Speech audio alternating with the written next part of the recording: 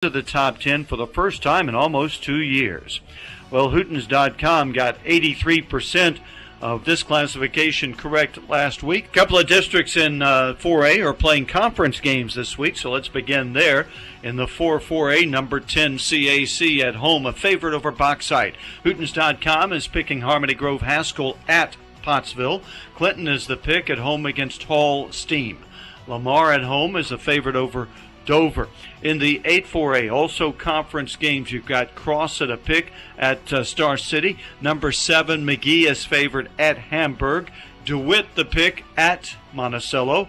And Dumas favored at Helena. So in the 8, all the road teams are the favored on Hootens.com. A close game between Mena and Lincoln. This game in Lincoln, but Hootens.com picking Mena. And Waldron plays Falk, a Class 3A team, but Hootens.com likes Falk.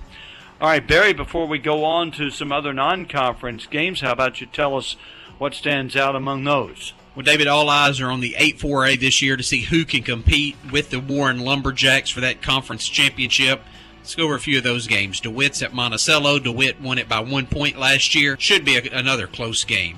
Crossit is at Star City. Star City's won 6 of the past 11, but Crossit was impressive in that double overtime victory a couple of weeks ago at Glenrose. And then McGee's at Hamburg. McGee has a 9-5-1 record in the past 15 years against Hamburg, and the Owls ran the ball really well last week against Watson Chapel. Let's look at the rest of 4A now. Ozark will welcome Charleston, a Class 3A team. This Franklin County feud is always a close one. Hootens.com likes the Hillbillies of Ozark this year. Gentry is a home favorite over Quitman, a Class 3A team. Berryville also playing a 3A team. Greenland at Greenland, and Hootens.com likes Berryville. Let's move east to tell you about Stuttgart playing Newport, a Class 3A team. The Ricebirds get the road nod. Riverview welcomes Salem, another 3A team, and Salem is the road favorite there. Bald Knob at home, pick over Desark. Moving up out of Class 2A to take on the Bulldogs, but Bald Knob the favorite. Cave City, a home underdog against a 3A team, Melbourne. Number 9, Gosnell plays another 3A team, Osceola, and Hootens.com likes the Pirates on the road. Truman is another visiting favorite, playing Manila, a Class 3A team. Hootens.com picks Harrisburg at Palestine Wheatley, another 3A team. And in a blowout, Highland should handle Piggott, another 3A team. Barry? Well, up at Newport, Stuttgart has beaten the Greyhounds 7 of the past 10 times they've played. Stuttgart should get the victory in this one. And then Gosnell and Osceola, pretty even in the series, but Gosnell's favored because the Pirates get quite a few playmakers back from injury this week. All right, thanks, Barry. We move on to Class 3A, 2A, and 8-man football when the America's Car Mart Football Report continues. Going to college may not look the same as it has before, but you have the power to move forward. There are over 1,000 hands-on or online programs in Arkansas designed to put you to work, and they qualify for state scholarships and grants. Healthcare, education, computer technology, industry technology, and more. Take your next step forward. Visit explorearcareers.com with instructions about how to apply. Okay, David, sounds like some great games this week. I'm Chad Hooten with Hooten's Arkansas Football for America's Car Mart. And just like all the hard-working high school football players, the folks at Car Mart work hard to keep you on the road. Car Mart knows that buying a vehicle is a big decision, and that's why they take selling you a vehicle very seriously. When you shop at Car Mart, they're there for you. Car Mart cares about you and your vehicle ownership. You know what? You can save time at the dealership by starting your car buying journey online at car-mart.com. It's America's Car Mart, keeping you on the road. That's their pledge to you. And coming up next, more from the America's Car Mart Football Report studios. David and the Hootens gang with analysis of more matchups and those crystal ball predictions. Next on the America's Car Mart Football Report. Okay, I gotta pick up some beef for the cookout. Now what's good? Let Tony make the call. Tony Romo? What are you doing in a butcher shop? Just something I picked up in the off-season. What's up? I'm on my way to a barbecue. What should I bring? Steaks, hamburgers, brisket. Are those my choices? That's your order. Beef is the best way to make your cookouts extraordinary this summer. Thanks, Tony. Another satisfied customer. All right, who's next? Beef. It's what's for dinner. Funded by beef farmers and ranchers. Let's check the lower enrollment teams now, Class 3A and on down. And first looking at the Class 3A rankings on Hootens.com, the top 7 remain the same heading into this week's games. Boonville at number 1 has only played 1 game so far. Prescott at 1-1 stays at number 2, despite an out-of-state loss last week to McAllister, Oklahoma. Charleston stays at number 3 after losing to Elkins of Class 4A. Camden Harmony Grove is the 4th-ranked team, followed by Salem at number 5. Newport stays at number 6 after losing to Class 5A BB. Hoxie is 2-0 at number 7. Then Mansfield up 4 spots to number 8 into the top 10 for the first time. Walnut Ridge is up 4 to number 9. Magnet Cove moves up, get this, 17 spots into the top 10 after winning at Fordyce. All right, let's look at these 3A games. All of them are non-conference. Number 2, Prescott at home, a favorite over Fordyce. Junction City is a home favorite over Lake Village. Hootens.com likes Lavaca to beat Horatio, that game at Lavaca. West Fork is favored at Paris. Drew Central welcomes Darbonne Woods of Louisiana. This should be a close one, but Hootens.com thinks Drew Central is the underdog there. Hackett goes out of state to Panama, Oklahoma, and Hootens.com is picking Hackett to win that one. Barry, any of these games you want to talk about? Oh, yeah, David. It should be a good one at Prescott where Fordyce comes to town. Fordyce stinging a little bit last week after that 4-point loss to Magnet Cove. But Kobe Cunningham, the transfer quarterback from Jacksonville, played really well to lead that defense. Prescott looks pretty tough in this one. All right, the other games involving 3A teams, and all of these will be 3A, 2A crossover games. Number 9, Walnut Ridge at home welcomes East Poinsett County. Should be a good one, but Hootens.com likes the Bobcats of Walnut Ridge. 10th-ranked Magnet Cove at home could name its score against Baptist Prep. Cedarville is a road favorite at Mountainburg. Hootens.com likes the Perryville Mustangs at Bigelow. That's the Battle of Perry County, and it's always a good one. Atkins welcomes Conway Christian. This should be a close one as well. Hootens.com picking Conway Christian, though, to take that game on the road. Bismarck is a road favorite at Powan. Jesseville at home, the pick over Mount Ida. Danville is a favorite at Magazine. Hootens.com going with Johnson County Westside over Two Rivers. That game in Coal Hill. Smackover at home has to face the number 1 team in 2A, Mineral Springs. And Mineral Springs is the favorite there. And the Girton Go Devils welcome Derricks out of Class 2A. Should be a good game. Hootens.com liking Girton. Barry?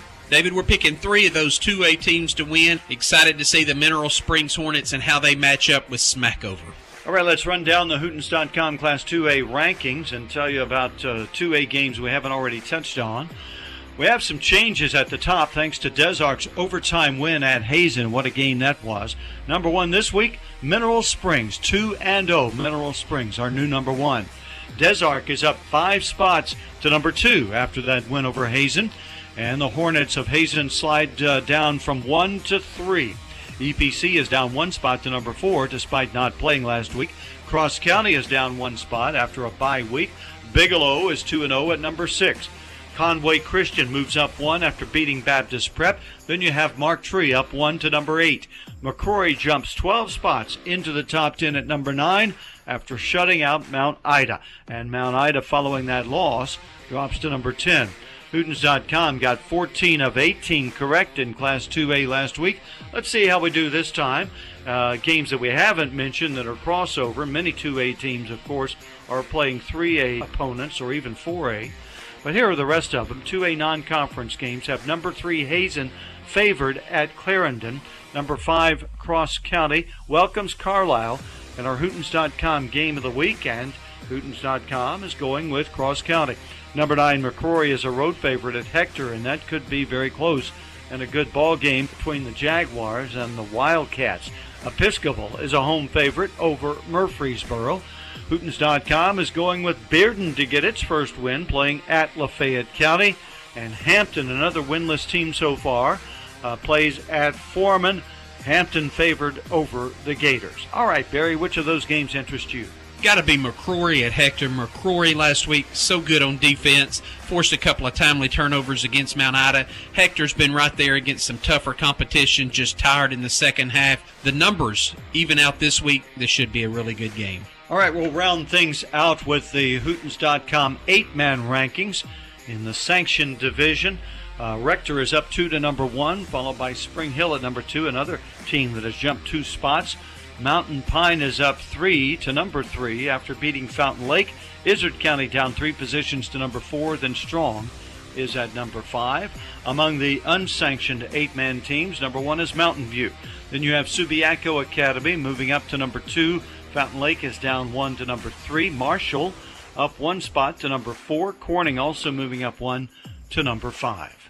All right, David, get me ready for some football. I'm Chad Hooten of Hooten's Arkansas Football for America's Car Mart. Did you know, just like this America's Car Mart football report is on more than 20 stations around the state, Car Mart serves over 20 communities in Arkansas. They're a different kind of car dealership. Their commitment to service and excellence is second to none. And when you buy from Car Mart, they do everything they can to get you into a quality used vehicle and keep you on the road until payoff. They offer shorter contracts, lower interest rates, and low down payments. A flexible payment plan. Car Mart will work for you. Check out some of their vehicles online or start your buying experience at car-mart.com. It's America's Car Mart. And coming up next, more of the America's Car Mart Football Report. Okay, I gotta pick up some beef for the cookout. Now what's good? Let Tony make the call. Tony Romo? What are you doing in a butcher shop? Just something I picked up in the off-season. What's up? I'm on my way to a barbecue. What should I bring? Steaks, hamburgers, brisket? Are those my choices? That's your order. Beef is the best way to make your cookouts extraordinary this summer. Thanks, Tony. Another satisfied customer. All right, who's next? Beef. It's what's for dinner. Funded by beef farmers and ranchers. This ad is courtesy of Beef. It's what'sfordinner.com. Not all college ends with a bachelor's degree. There are shorter-term programs that help students get to work in a profession they love. Best of all, Arkansas needs qualified workers in these high-demand fields: healthcare, industry manufacturing, and information technology. There are scholarships such as Arkansas Workforce Challenge and Our Future that will help pay for classes. Apply today at scholarships.adhe.edu. That'll do it for this edition of the America's Car Mart Football Report. As you can tell, lots of good games on tap this Friday night.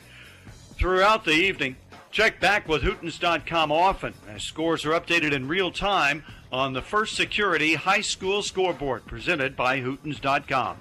Also on the website is a feature on the First Community Bank Scholar Athlete of the Week, two-way starter Dawson Ward of Walnut Ridge. Join us again on this station 1 week from now for another America's Car Mart Football Report. Until then, for Barry Grooms of Hootens.com, I'm David Wallace. We'll see you at the stadium. Tonight on the America's Car Mart Football Report, could we have a week as wacky as last on the field? It's time now for Yellow Jacket football. The Yellow Jackets are looking for a great season as Coach Chris DeFran returns as one of the most winning coaches in Arkansas and will lead a good Yellow Jacket football squad into action. Tonight's game is brought to you by these fine sponsors: First Security Bank, Justin's Collision Repair and Towing, Joe Lee Chevrolet, the River Company Insurance Company, First Arkansas Bank and Trust, Blagg Law Firm, Davis Cash Lumber, Clay Maxey Chrysler Dodge Jeep Ram, Ozark Health Medical Center, by Goods Cash Saver, by Petit Jean Fiber, and by Conway Regional Medical Center, and by all the fine Yellow Jacket boosters. Tonight's live video stream on YouTube and Facebook brought to you by Petit Jean Fiber and by First Arkansas Bank and Trust. And the player of the game each week brought to you by First Arkansas Bank and Trust in Clinton. Now, let's join our announcers for tonight's game. KHPQ Sports Director Jeff Hall and producer-announcer Mike Hawley. Get ready for tonight's Yellow Jacket football action on KHPQ.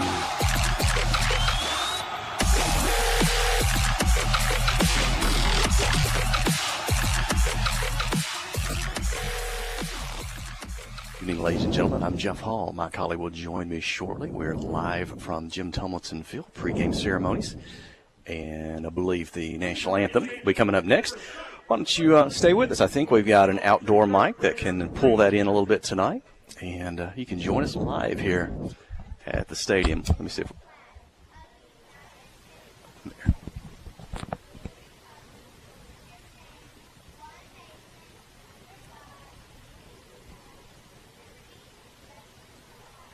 And that's the Pledge of Allegiance. I'm not sure if you were able to pick that up as well. And I believe now the singing of the national anthem by Jack and Harmony. That's the group of vocal students from the school. And I think we might be able to get that.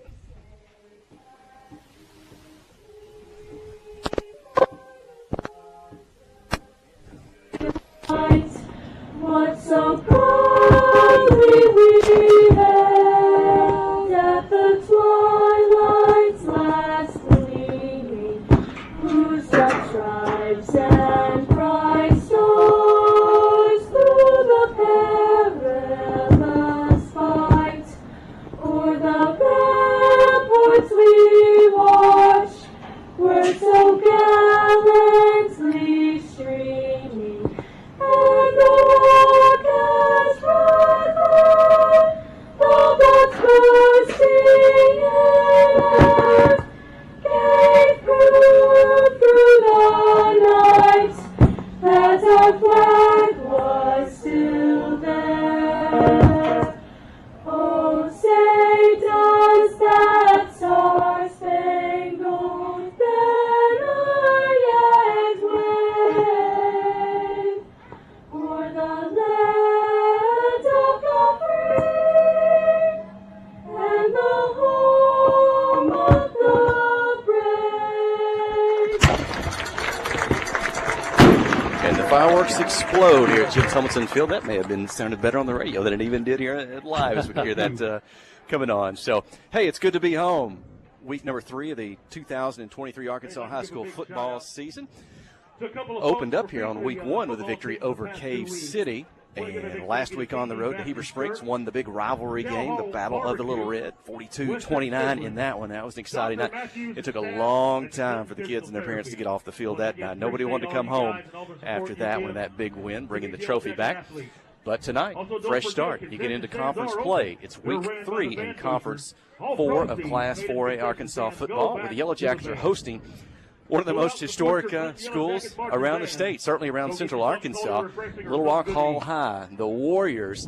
I remember my colleague and I talked before in this one. We did play the Warriors last year, and we were grouped in the same conference. I thought, who would have thought when we were growing up that Clinton High School would ever play Little Rock Hall? They're in downtown Little Rock, playing schools like, Central and Parkview and think of who else, Mills maybe, and schools back then that you had.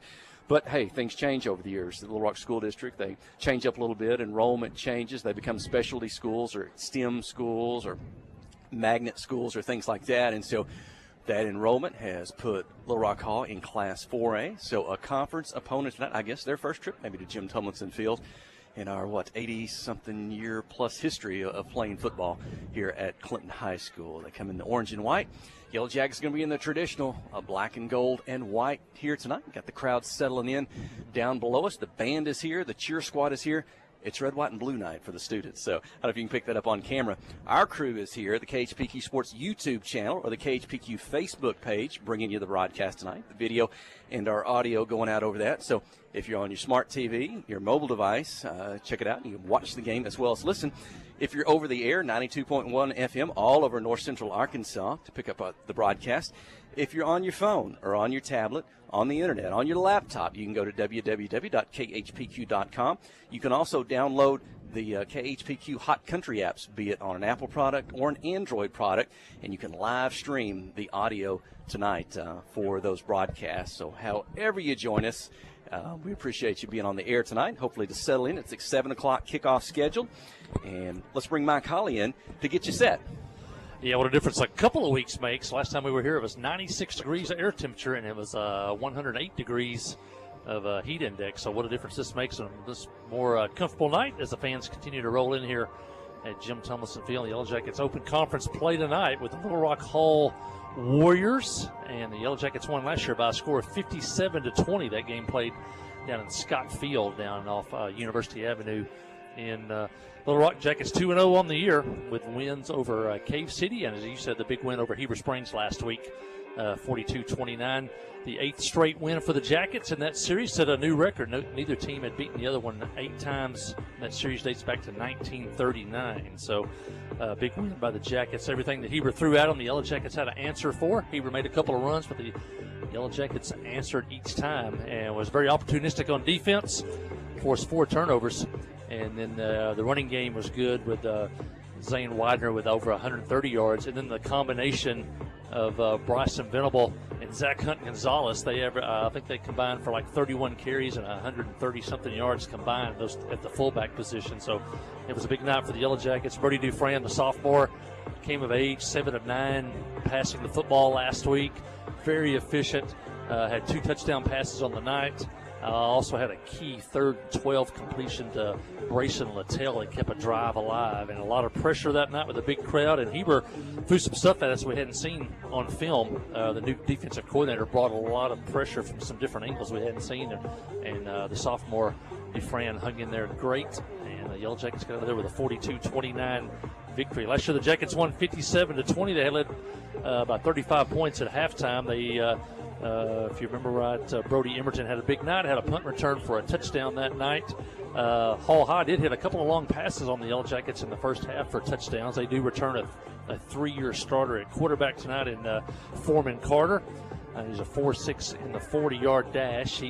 Coach says he's a wide receiver who plays quarterback, and he's a run first, throw second type of quarterback. They have athletes. They have a much larger squad than they had last year. 2 years ago, they were playing 8-man football.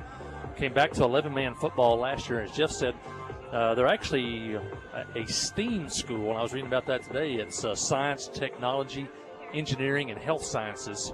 There's STEM and there's STEAM, and they have new life at Hall. They almost had the school closed a couple of years ago as enrollment went down drastically, and then they come up with this idea of the magnet school. And they also have a feeder school in Forest Heights Junior High School there in Little Rock that feeds the program. And then also any kid in the Little Rock area can apply to come there. And they also have some new discipline rules that allows them to do some things that other public schools can't do in Little Rock. But you can come there.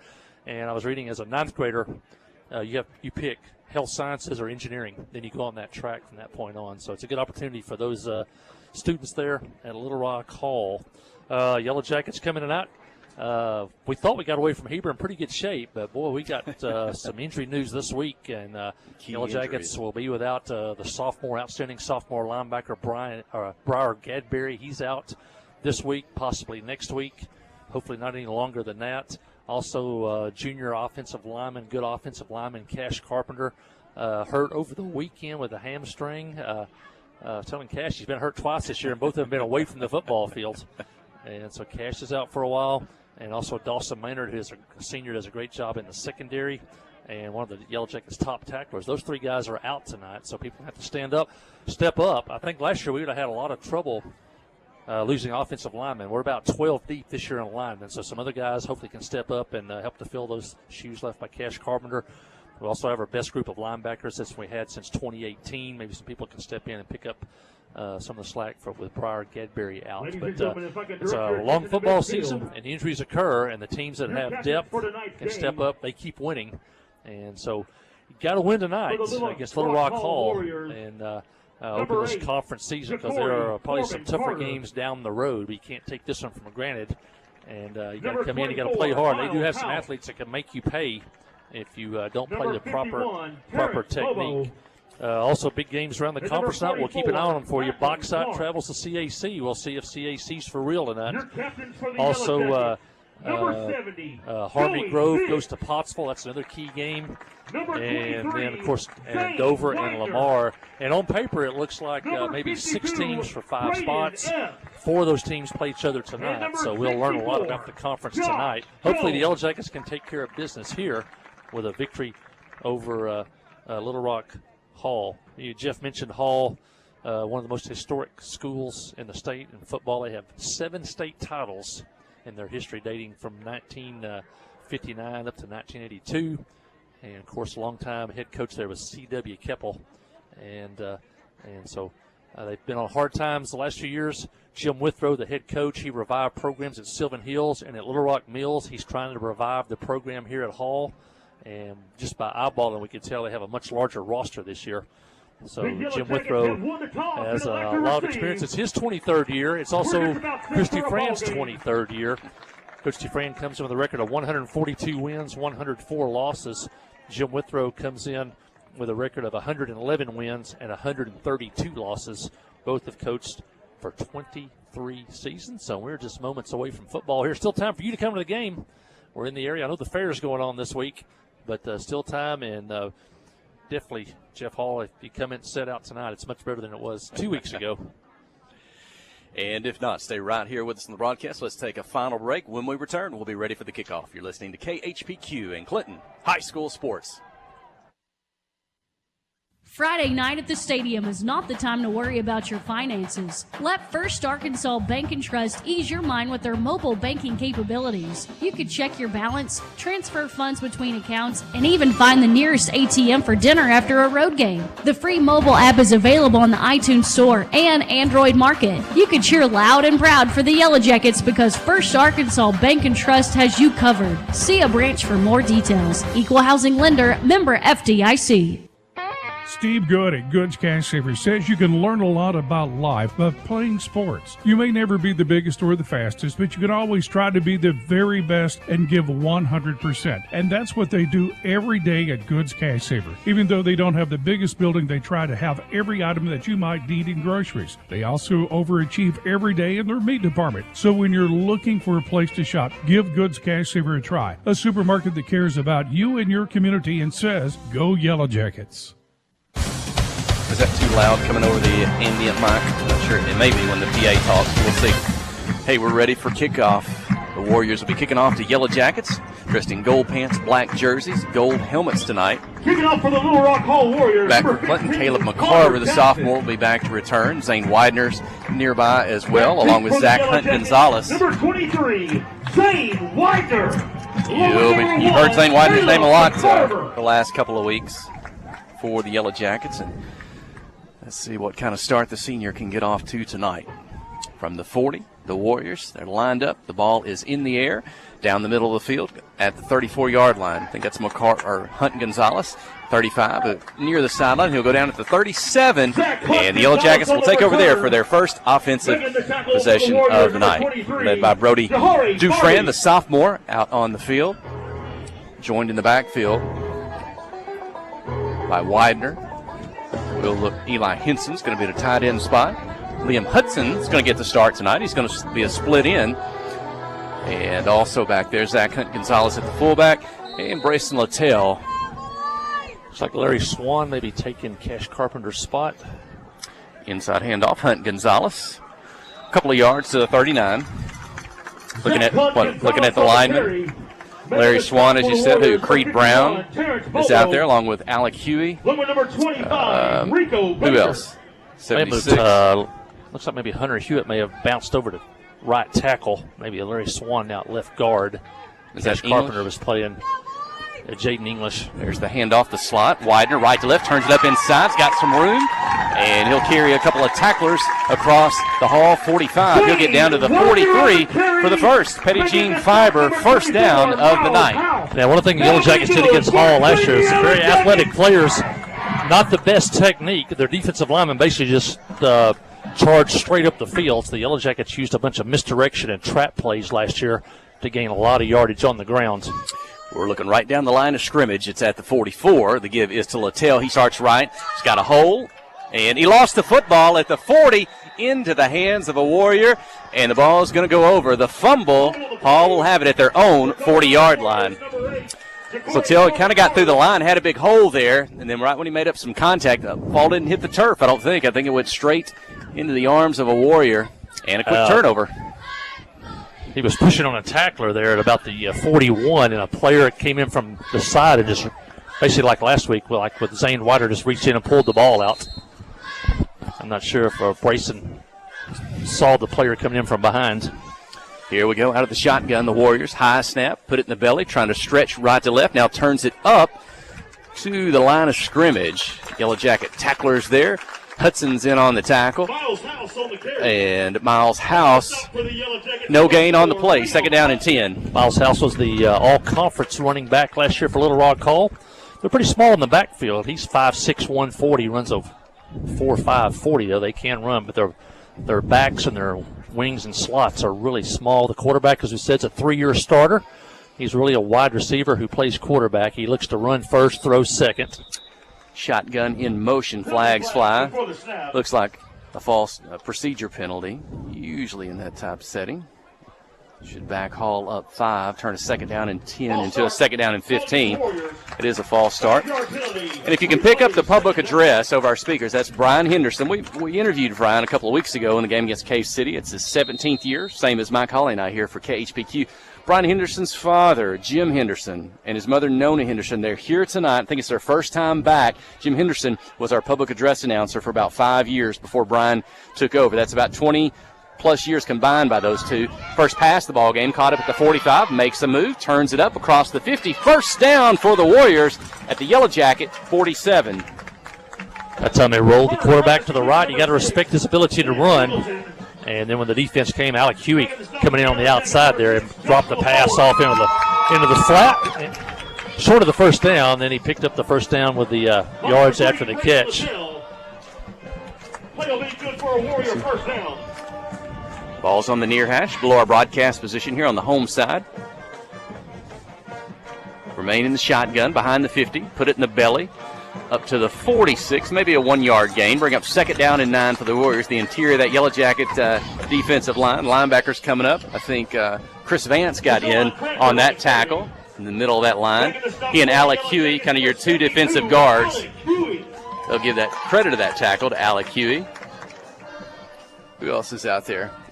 Swan, Vance, and Huey. Those, 3 down linemen on that defensive line. Shotgun snap, standing a foot behind the 50. I notice how Alec Huey, he's split a little bit wide left there, not in the end spot, but got a little bit of a gap. Shotgun snap, fake the handoff, turn up inside. It's got some room, the 40, the 35, across the 35 to the Yellow Jacket 33, and another Hall Warrior first down. Playing to the quarterback's strength there. Spreading the field out with some receivers, and just basically a quarterback draw. 2 first downs on the drive. Start at the Yellow Jacket 41 after the Yellow Jackets turned it over. Dawson Burgess, number 18, with the tackle on the play. Shotgun, inside handoff, turns it up inside. A lot of traffic, bouncing out to the left. And maybe got a yard at best. Be second down and 9. Colton Warren in on that tackle, coming in from a safety spot. Making the stop, number 8, Colton Warren. Speaking of Dawson Burgess, I noticed his mother, Denise Burgess, was taking pictures before the game down on the track. I don't know if you're Facebook friends with Denise Burgess, but she takes some really good pictures. Matter of fact, Mike Hawley posted some of those today on his along with page. Her and Lisa Warren. That's right. Yeah, I do see Lisa right there. She's down below us, just down to the right. Here we go, second down and 9. Fake the inside handoff, going to keep her to left, but nowhere to run. Yellow Jackets behind the line of scrimmage, may spin forward. Don't know if they got back to the line of scrimmage. Let's call it third down and 9 on the keeper. Check a defensive line, and the linebackers done a good job pretty much controlling the offensive line for Little Rock Hall. Vance and Littell on the tackle. Remember, the Jackets without one of their top tacklers tonight. Briar Gedberry out of the game tonight. You see Zach Gonzalez, the sophomore, Venable, the senior, lined up at linebackers. Ball's on the far hash, the visiting side, in motion from left-right, puts 3 receivers on that side of the field, take the snap, going to roll to the right, looking downfield, pressure, forced to pass, and it's going to sail out of bounds. Pressure by Littell.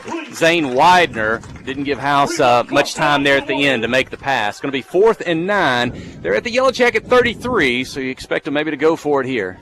Hey, you're talking about Alec Huey split a little bit farther wide, almost outside the tight end. I think that's to force the quarterback to stay in the pocket. They do not want him to get outside on the edge and run. They'd rather have him try to throw the football like we saw there where he threw it out of bounds. So they do not want to – they want to funnel him into the middle as much as possible. And here's a big early 4th down for Hall. Shotgun, same set. They're going to go in motion left to right. Flags fly. That's going to be a false start. And back them up 5. 4th and 9 becomes 4th and 14. Already 2 of those penalties, so now really it's almost like a first game again for Little Rock Hall. They played 0 week, and they were idle last week. Coach Withrow told me he watched the Clinton Heber game on our live stream last week, and but it's almost as if it's another first game for Hall. They've already seen 2 illegal procedure penalties, things that you usually see in first games. And now look at the Yellow Jackets with Huey. So they'll go with 2 down linemen. 4 linebackers? There are 5 in the secondary on this 4th and long. Maybe we'll call it. In motion, left to right. Stay in the pocket. Going to pass middle of the field, way over the head of anyone, and incomplete. The ball's going to go over on downs to the Jackets. They'll take it at their own 33-yard line. 7 minutes remaining in the opening quarter. Both teams have had a possession. No score. Good job of the Yellow Jacket defense. They forced the quarterback to do what he doesn't do best, which is to throw the football from the pocket. And that ball was way overthrown the receiver downfield. And good job by Jordan Benson's Yellow Jacket defense. And let's see what the Jackets. They moved the ball the first time. Just turned it over when I got down to about the Hall 41. McCarver now in the game, the sophomore for the Yellow Jackets in the backfield. Handoff, left side, across the 45 up to the 46. That's Bryson Venable, one of the fullbacks for the Yellow Jackets. He had a big game last week for Clinton on his first carry of tonight. He'll pick up 8 yards and bring up 2nd down and 2. McCarver had a big year last year on that junior high team. He's a tall, straight-up type runner. Going to be a good running back for the Jackets before his career is over. Out of the slot, Widener takes it right to left, stretches, stiff arm. Warriors going to hang on. There's going to be a flag and the tackle, and a good, we'll call that an open field tackle. It was behind the line of scrimmage, but you don't often see one defender be able to bring down Zane Widener. Zane kind of fought with him for about 5 yards, moving laterally, making the tackle. We'll see what the flag is. Yellow Jackets signal that it's going to go against the Warriors. That's what Creed Brown says. It is a face mask. I think that was probably the tackler also. We saw Zane kind of get spun around just a little bit, and that's a big penalty. That's the big one. That's 15 yards. That's a big one. That'll move it all the way up to the Hall 38-yard line. First down. Pettigene first down. Fiber. And now the ball in the near hash, below our broadcast position. Widener in motion out of the slot, but it's the give to Venable. Again this time, left side of center. He'll get it across the 35. Looks to be up to the 33. A pickup of 5. Well, what a week Zach Gonzalez, Bryson Venable had last week. They carried the football 27 times combined for 131 yards and a touchdown, and they just continuously kept pounding the interior of that Heber Springs defensive line last week. Brody Dufresne, the sophomore, he's under center. Creed Brown, turn, a little misdirection in the backfield. They give it to Widener, but good defensive coverage on that left end. They had 3 Warriors there ready to take on Widener. They'll take him down. May have lost a yard or 2 on that one. He's back to 3rd and a long 7. That's that side of the offensive line where Cash Carpenter plays. They got a little penetration that time, forced that play back into the backfield. Trying to pull Alec Huey over there, but he couldn't get over there quite in time to make an additional block. And now watch this go to the right side. They'll shift, go heavy on that side. It's the handoff, moving left to right. Caleb McCarver, short gain, not able to pick up the first. That's going to bring up 4th, and we'll see. It's going to be 4th, and it's going to be 4th and 6. They're on the. So they used that play on that last touchdown drive last week against Heber. It was 3rd and 7. Yellow Jackets went to that shift, and Zane Widener just wiped out his defender. And then Hunter Hewitt kicked the man out, and Brayson Littell picked up the first down. Out of the shotgun, the pass to Burgess. It's caught, and Dawson Burgess going to be spun down and tackled at the Warrior 34. Completing the pass, but come up short, attempting the first down. So the ball is going to go over on downs to the Warriors. They'll have it at their own 34-yard line. Tip your hat to Little Rock Hall. They stayed home on that tunnel screen. They read that one all the way. Jackets chose to throw that one short of the first down and then try to pick it up. And we've seen Dawson Burgess do that before, catch and run. 4:43 in the first quarter. No score in this one. Live from Jim Tomlinson Field. House back in the shotgun. Takes it. Inside handoff up the middle. And into the pile. Probably going to be good for about 3 3 yards or so. Up to the 43 yards. Up to the 43-yard line. That's Rico Baker. Making the tackle for the Yellow Jackets, number 62, Max Lopez on the tackle. First time we've called his name. Hall's lone victory last year, they went 1-8, was against Dover. Dover picked up a win last week. I think their first win in 2 years for the Dover Pirates. Football near the middle of the field. Shotgun, motion from left to right, across the face. House going to keep it himself, runs to the right, stretches, and he's going to be hit. Host of Yellow Jackets. Now his teammate's going to help pulling forward. He breaks through a tackle. He's going to rumble all the way up to the 47-yard line and a Hall first down. Yeah, he was stopped pretty much after about a 1-yard gain. Kept turning those legs, got a little push from some of his offensive linemen. It turned out to be a first down. Yellow Jackets, Hall came to play a little bit tonight. It's kind of reminiscent of week 1 here when I never did get to watch the video on Colton Warren's touchdown play. It looked about at the 10-yard line in traffic. The Yellow Jacket teammates picked him up, got him into the end zone on that play. Ultimately got injured, I think, in the end zone, but here's a handoff by Hall. And Alec Huey's got a hand, and he'll hang on long enough to get the tackle at the 48. But Warren's touchdown, that's kind of what we just saw with Hall. His teammates kind of carried him through those would-be tacklers and helped him get a first down. That time he ran past Alec. Alex reached back and caught him by the back of the shirt and pulled him down. Picked up about a 1-yard gain there. So far, only a couple of throws by Hall. Last year they hit a couple of deep balls in on us the first half. So far tonight, trying to move the ball, probably with their strength, moving the ball on the ground as much as possible. Coach Jim Withrow, he'll signal in the play calls as they look to the sideline.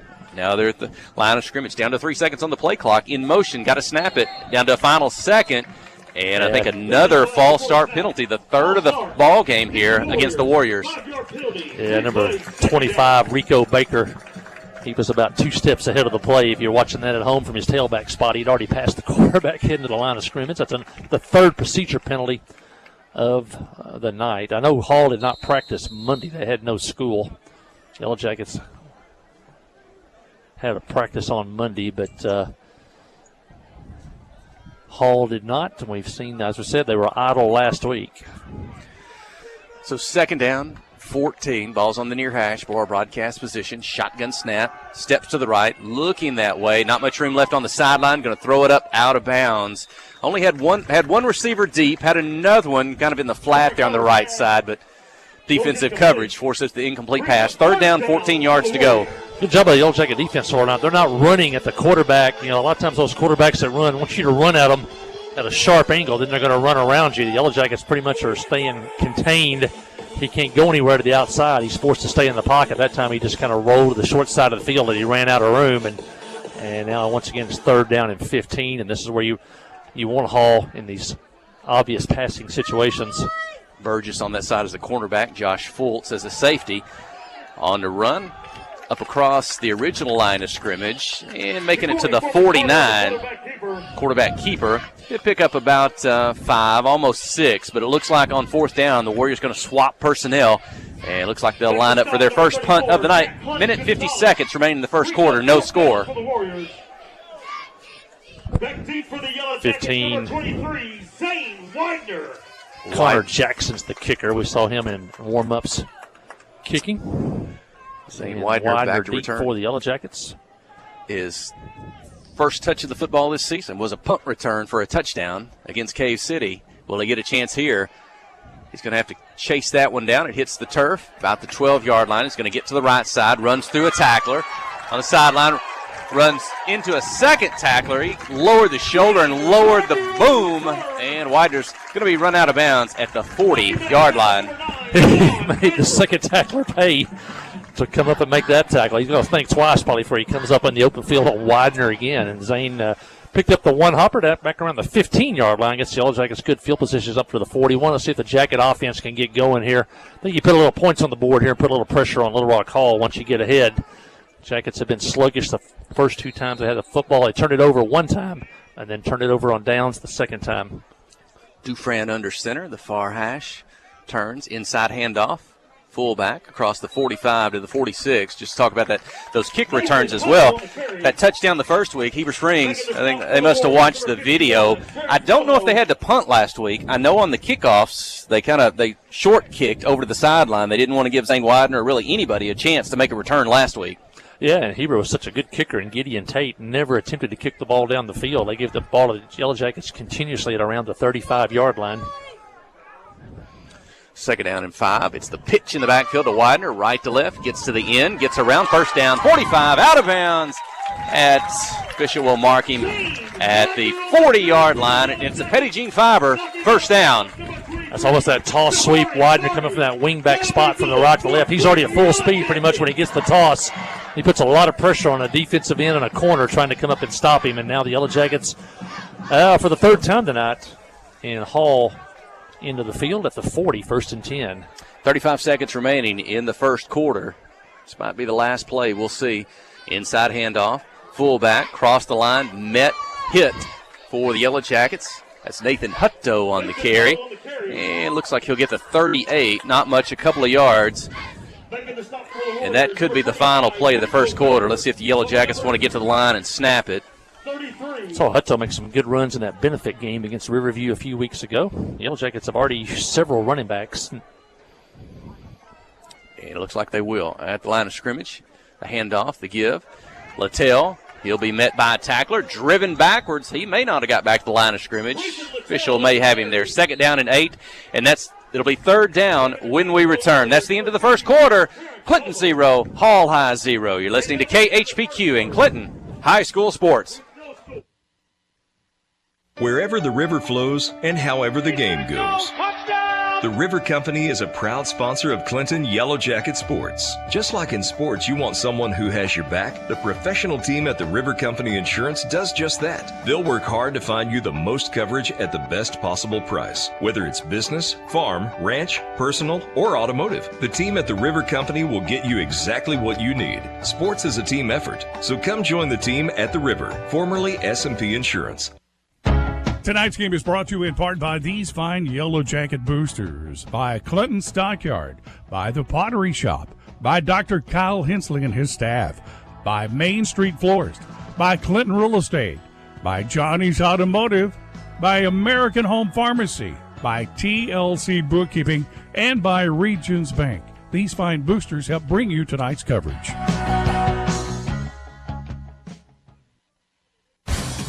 Well, a surprising scoreless first quarter. The Yellow Jackets rolled up 35 points in the first half.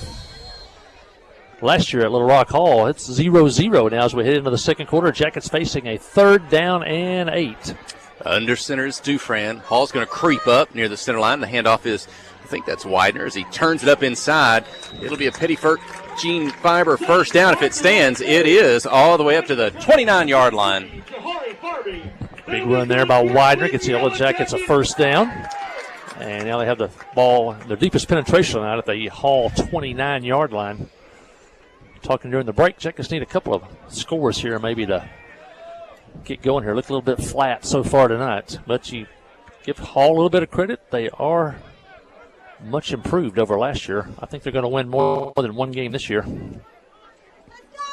They've probably got 9 players within 5 yards of the line of scrimmage. Inside handoff, not much, maybe a yard or two. Hall says there's a turnover and that they've got it. I don't see a signal from the official.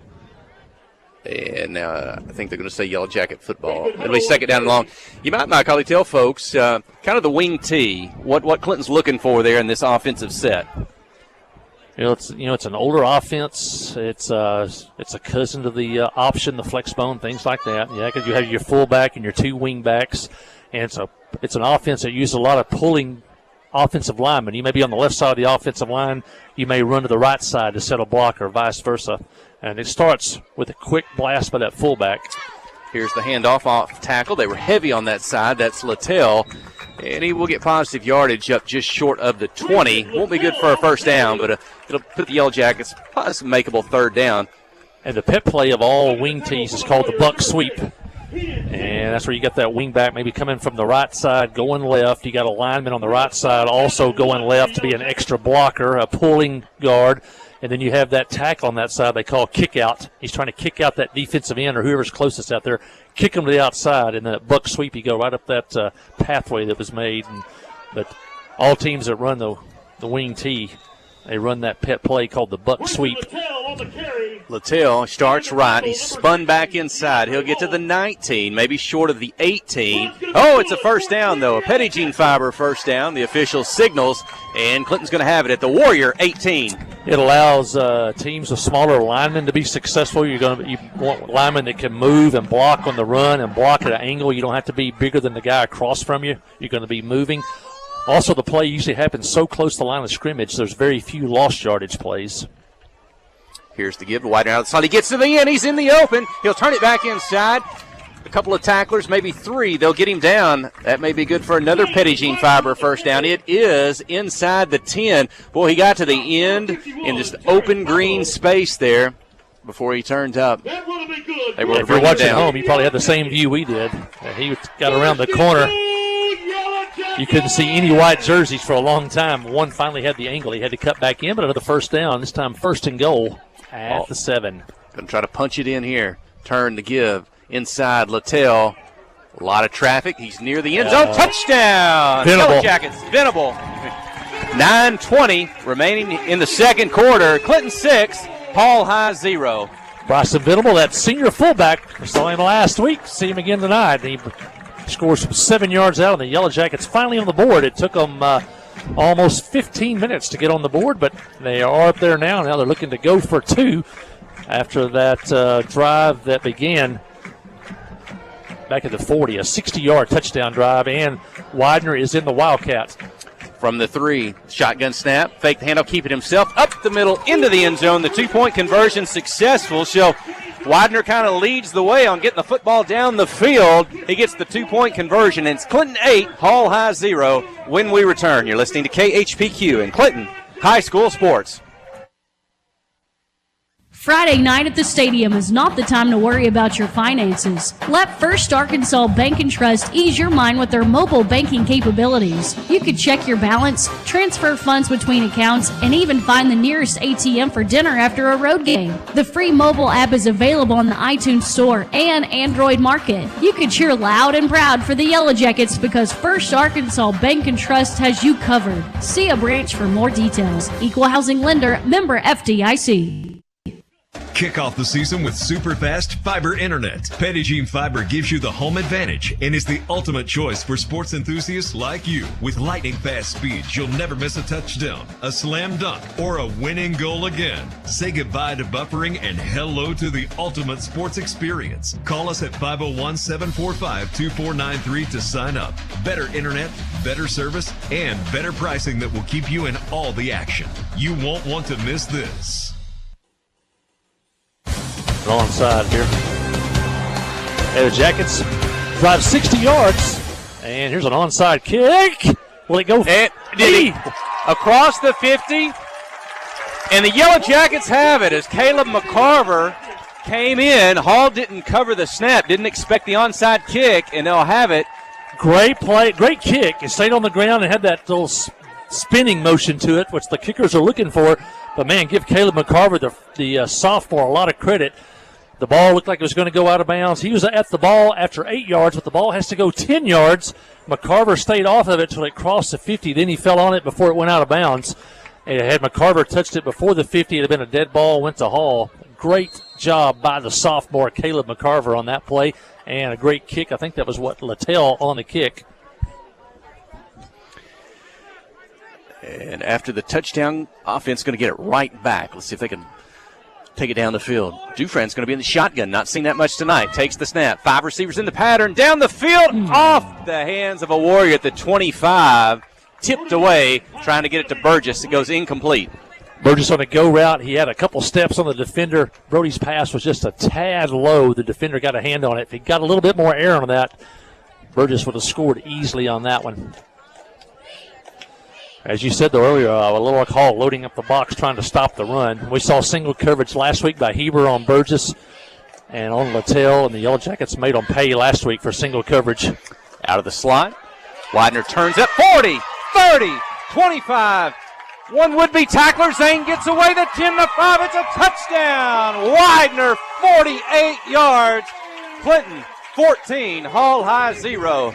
Little stutter step, a little change up there at the end. The defender had an angle on him at about the 20, and Widener slowed down, hoping maybe he would fly by him. The defender grabbed him around the waist, and then Widener took off again, broke away from the tackle. And then 2 plays, the Jackets score from 48 yards after the onside recovery by McCarver. And what was a slow first quarter, the Yellow Jackets have now scored twice in a matter of 18 seconds. For the 2-point conversion, Dufresne under center. Inside handoff, spinning into the end zone. Good. I think that's Bryston Venable. Clinton 16, Hall 0. You're listening to KHPQ and Clinton High School Sports. Adventure awaits, and with the all-new lineup of Chevrolets, those adventures can become reality. Joe Lee Chevrolet has the best lineup of cars, SUVs, and trucks ever. Why go from A to B when imagination can take you everywhere? And remember, when you need service work, Joe Lee's service department can keep your Chevrolet running like new. Make your best deal today at Joe Lee Chevrolet in Clinton. Find new roads in your new Chevy vehicle. Conway Regional has been the community's hospital for 100 years, providing high-quality, compassionate care. As our community continues to grow, we're growing alongside you to ensure all your healthcare needs are met right here in Conway. When your family needs emergency care, you can trust our board-certified providers to provide you with the comprehensive care you deserve when you need it most. When you're facing an emergency, trust the care you'll find down the hallway, not down the highway. At Conway Regional, we're not just growing, we're growing together. Well, the Yellow Jackets took 14 and a half minutes to score tonight, and now have scored twice in a matter of 18 seconds. They lead 18-0 as they kick off. Widener's kick, booted at the 20 to the turf, and Hall, let's see, did Clinton recover? And the Yellow Jackets recover the fumble, so back-to-back kickoffs turned over to the Yellow Jackets, an onside and now a fumble. And Clinton's going to have it at the Hall High, looks to be at the 30-yard line. Low liner kick. The kick returner was going to try to catch it about waist high. If he'd caught it waist high, he would have been at full speed. But it was a tough ball to catch. It was waist high, bounced off his hands, and the Yellow Jackets went forward about 10 yards, and the Yellow Jackets fell on it. And just like that, the Jackets have it right back, and Jim Withrow calls timeout, trying to stop the Yellow Jacket momentum over there on the far side. No junior high games this week as Little Rock Hall doesn't field a junior high team. They'll be back here next Thursday night at Jim Tumbleson Field as Mayflower comes to town. The 7th grade plays at 5:30. The junior high follows that at 7, and they both won last week against Heber Springs. Junior high won 35-7. 7th grade won 16-14 in the junior battle of the Little Red. Also have volleyball next week, Tuesday night. It'll be a conference game here. I think it's maybe Pottsville or Boxop. They'll be here Tuesday night. 7th grade, junior high, and senior high play that night. And then next Thursday night, while there's football here, there'll be volleyball in the arena at 4:30 when Pulaski Academy comes to town for an A and B senior high game. You can watch that and then walk out the door and come over here in time to watch the junior high game. That'll be next Thursday. A lot of action on the hill. Out of the timeout, Yellow Jacket offense first down at the 30-yard line.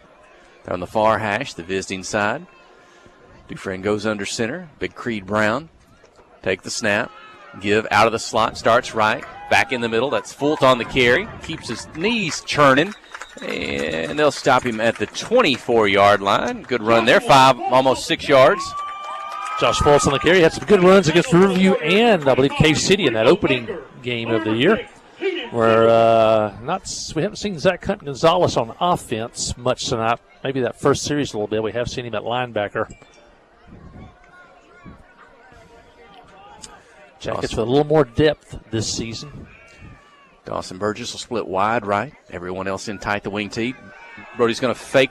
He's going to pass. It's caught by Burgess at about the 17. He's going to carry 2 tacklers inside the 10 to the 7. First and goal for the Yellow Jackets. Good throw and catch. Dawson went down on that go route again, but then stopped on a comeback where he got down to about the 10, then came back to the 15. Brody had the ball there waiting on him, and then Dawson Burgess is so strong he carried 2 Hall High tacklers for almost another 10 yards down to the Hall 6-yard line. Colton Warren brings the play in from the sideline. He'll split wide left. Widener's in the slot. Venable at the fullback. Littell behind Dufresne. He'll take the snap. And they'll get bunched up inside. I think he wanted to make a handoff. May have been an inside handoff coming. I don't know if that was Widener or Littell, but unable to make it. They'll pile up. Dufresne will go down. Yeah, no gain. Miscommunication on that one. I think he was going to hand it to Venable. Venable, I think, thought he was blocking. And Littell was on the wing back, rolling to the outside to the left. Main thing, though, is Brody at least held on to the football there. Lived to play another down. Hope you're watching us on the KHPQ Sports YouTube channel or the KHPQ Facebook page. See if the Yellow Jackets can pick up another touchdown. They lead 16-0 here in the second quarter. Widener in the Wildcat. Takes the shotgun snap high. He's going to run right side off tackle. He'll pull tacklers into the end zone. Touchdown, Zane Widener. Clinton 22, Hall High 0. Widener for the Wildcat, off right tackle. Good push by the right side of the Yellow Jacket offensive line. Hunter Hewitt, those guys over there on that side, and Widener gets into the end zone for the 3rd touchdown here on the second quarter. Jackets have scored 22 points here in the second quarter, looking for 2 more. And Widener's 2nd touchdown of the night. He's got a couple of 2-point conversions too, doesn't he? We'll see. This one will be Dufresne in the shotgun. 2 receivers to the left. Littell's in the backfield. Brody backs up, wants to pass. He's going to throw it up left side. Flag on the play. It's caught in the end zone, I believe, by Littell. This one may be coming back. Nice play call. They had 2 wide receivers split to the left. They went across the formation to the right side, and then Venable comes out of the backfield to the left. Those 2 receivers cleared everybody out, and Venable was wide open. A really pretty play call, but the Yellow Jackets are going to have to try this one again. Back them up 10 to the 13.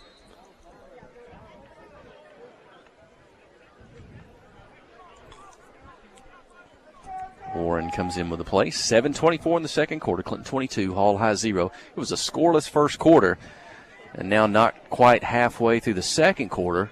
Clinton has 3 touchdowns on the board. And it's going to be a direct shotgun snap to Widener. He's going to step to his right. He's going to jump pass, throw it, caught into the end zone.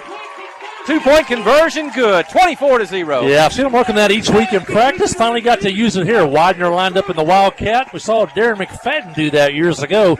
Take 2 hard steps to the line of scrimmage like he's going to run the football and do that jump pass. And that was pretty well covered by Hall. Give Dawson Burgess credit. He caught a ball with a guy hanging on his back.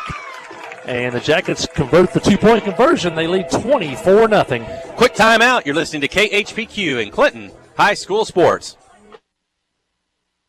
Wherever the river flows and however the game goes. The River Company is a proud sponsor of Clinton Yellow Jacket Sports. Just like in sports, you want someone who has your back. The professional team at the River Company Insurance does just that. They'll work hard to find you the most coverage at the best possible price. Whether it's business, farm, ranch, personal, or automotive, the team at the River Company will get you exactly what you need. Sports is a team effort, so come join the team at the River, formerly S&P Insurance.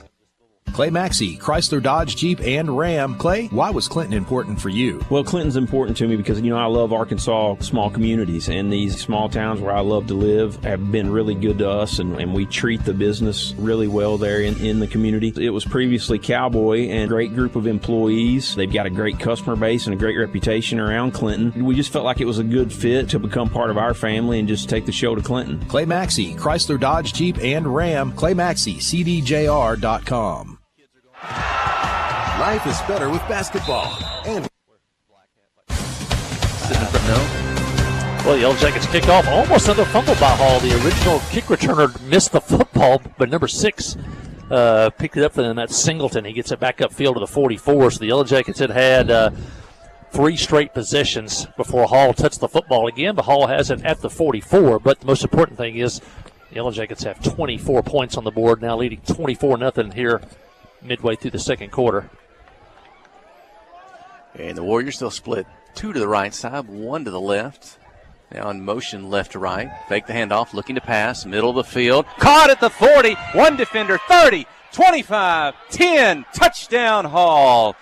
56 yards on the throw and catch, one play, and the Warriors cut the Yellow Jacket lead to 24-6, 7:08 in the second quarter.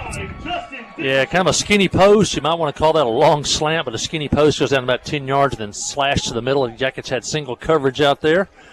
And we saw that a couple times last year. It looks like Hall, we didn't see any type of placement kicking in the pregame. Looks like they're going to try to go for two here also. I think Jordan Benson wants a timeout. Well, if not, they didn't see it. Now he's backed off. His defense in position. In the shotgun. From the 3. Motion left to right. Going to run straight up the middle. He'll get near the end zone. And is he in? It's good. 2-point conversion successful. Clinton 24, Hall High 8. You're listening to KHPQ in Clinton High School Sports. Life is better with basketball and with First Security.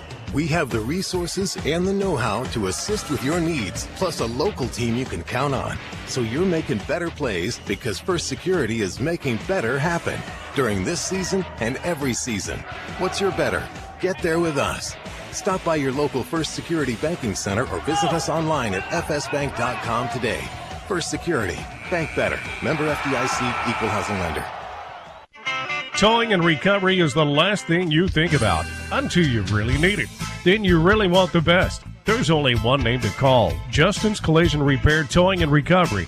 They have the largest and latest model recovery fleet in North Central Arkansas. From small towing to heavy-duty towing, Justin's Collision Repair Towing and Recovery on Highway 65 in Clinton is the one to call, 745-2992. That's Justin's Collision Repair Towing and Recovery, 745-2992.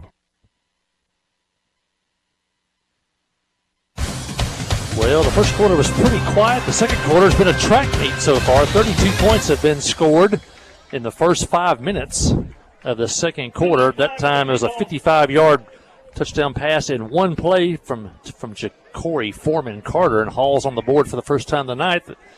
He walked in for the 2-point conversion, and the Jackets lead 24-8 now, 7:08 left, and Jackets will take over after an out-of-bounds kick at the 35. Principal Tim Smith recovered that football for the Yellow Jackets. Some administration down on the track on the left side. Think of that administration. Did you see that post yesterday? U.S. News and World Report names Clinton High School the number 1 Class 4A school in the state of Arkansas, number 1 in graduation rates, number 18 overall high school in the state of Arkansas. That ought to make the administrators, school staff, the parents proud. That's a handoff. Starts right. Littell on the carry, back in the middle field to the 40. Yeah, that was quite an honor. U.S. News World Report, known for their high school and also their college ratings, and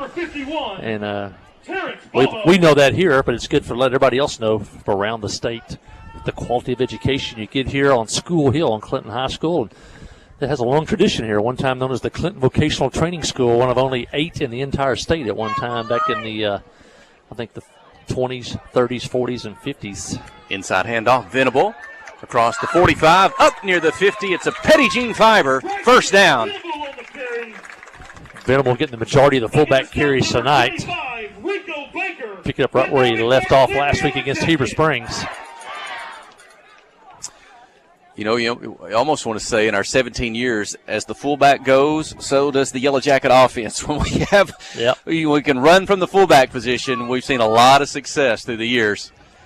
There it is to Venable again, right side, through the lines, got a hole there, up across the Warrior 45. Yeah, the wing tee sets up, or the fullback sets up everything in the wing tee. That quick hitter that forces those interior defensive linemen have to honor the fullback, pins them down. Then that's when you start working on the corners and getting to the outside. And we talked last week, Waylon Bramlett, big fullback on that 2005 undefeated conference champs. Dylan Toney, almost unstoppable, that 2010 conference championship team. And then John Riley Hinchy on those 16, 17, and 18 championship teams for the Yellow Jackets. Maybe a Harrison Lester. Also a Harrison Lester, yep. Oh, yeah. He was part of that 2014 team. I remember Harrison's last game as a junior high player that night in a low-scoring ball game. He was just a man among boys. I just remember how much bigger he was than the other guys and trying to bring him down. I remember a game out here in 14. It was a driving rainstorm. The Jackets won 14-7, I believe. He was the only one out here that really could even run the football for either team in that field that night. Just like this young man right here. Widener's loose, the 20, the 10, touchdown. Another touchdown for Zane Widener here in the first half. Clinton 30, Hall High 8. 42-yard run by Zane Widener. Wing back from left to right and then angled back across the left side of the field and then ran away from the Hall Warriors. And what is that, touchdown number 4 tonight for Widener? Or 3. Well, I was trying to remember earlier. Did Venable get the first touchdown? 3. Zane? 3 touchdowns That's for right. Widener. He's got the last 3. He's had 3 touchdowns in each of the games so far this year. 9 total on the year. Remember last year he had 6 against CAC, tied a school record. Dufresne in the shotgun. Going to go for 2. Going to take it. Roll to the right. Gets around a defender. Wanting to pass. He does. Low across the end zone. Caught. 2-point conversion. Good. The pass. It's probably coming back. It's Patel on the catch.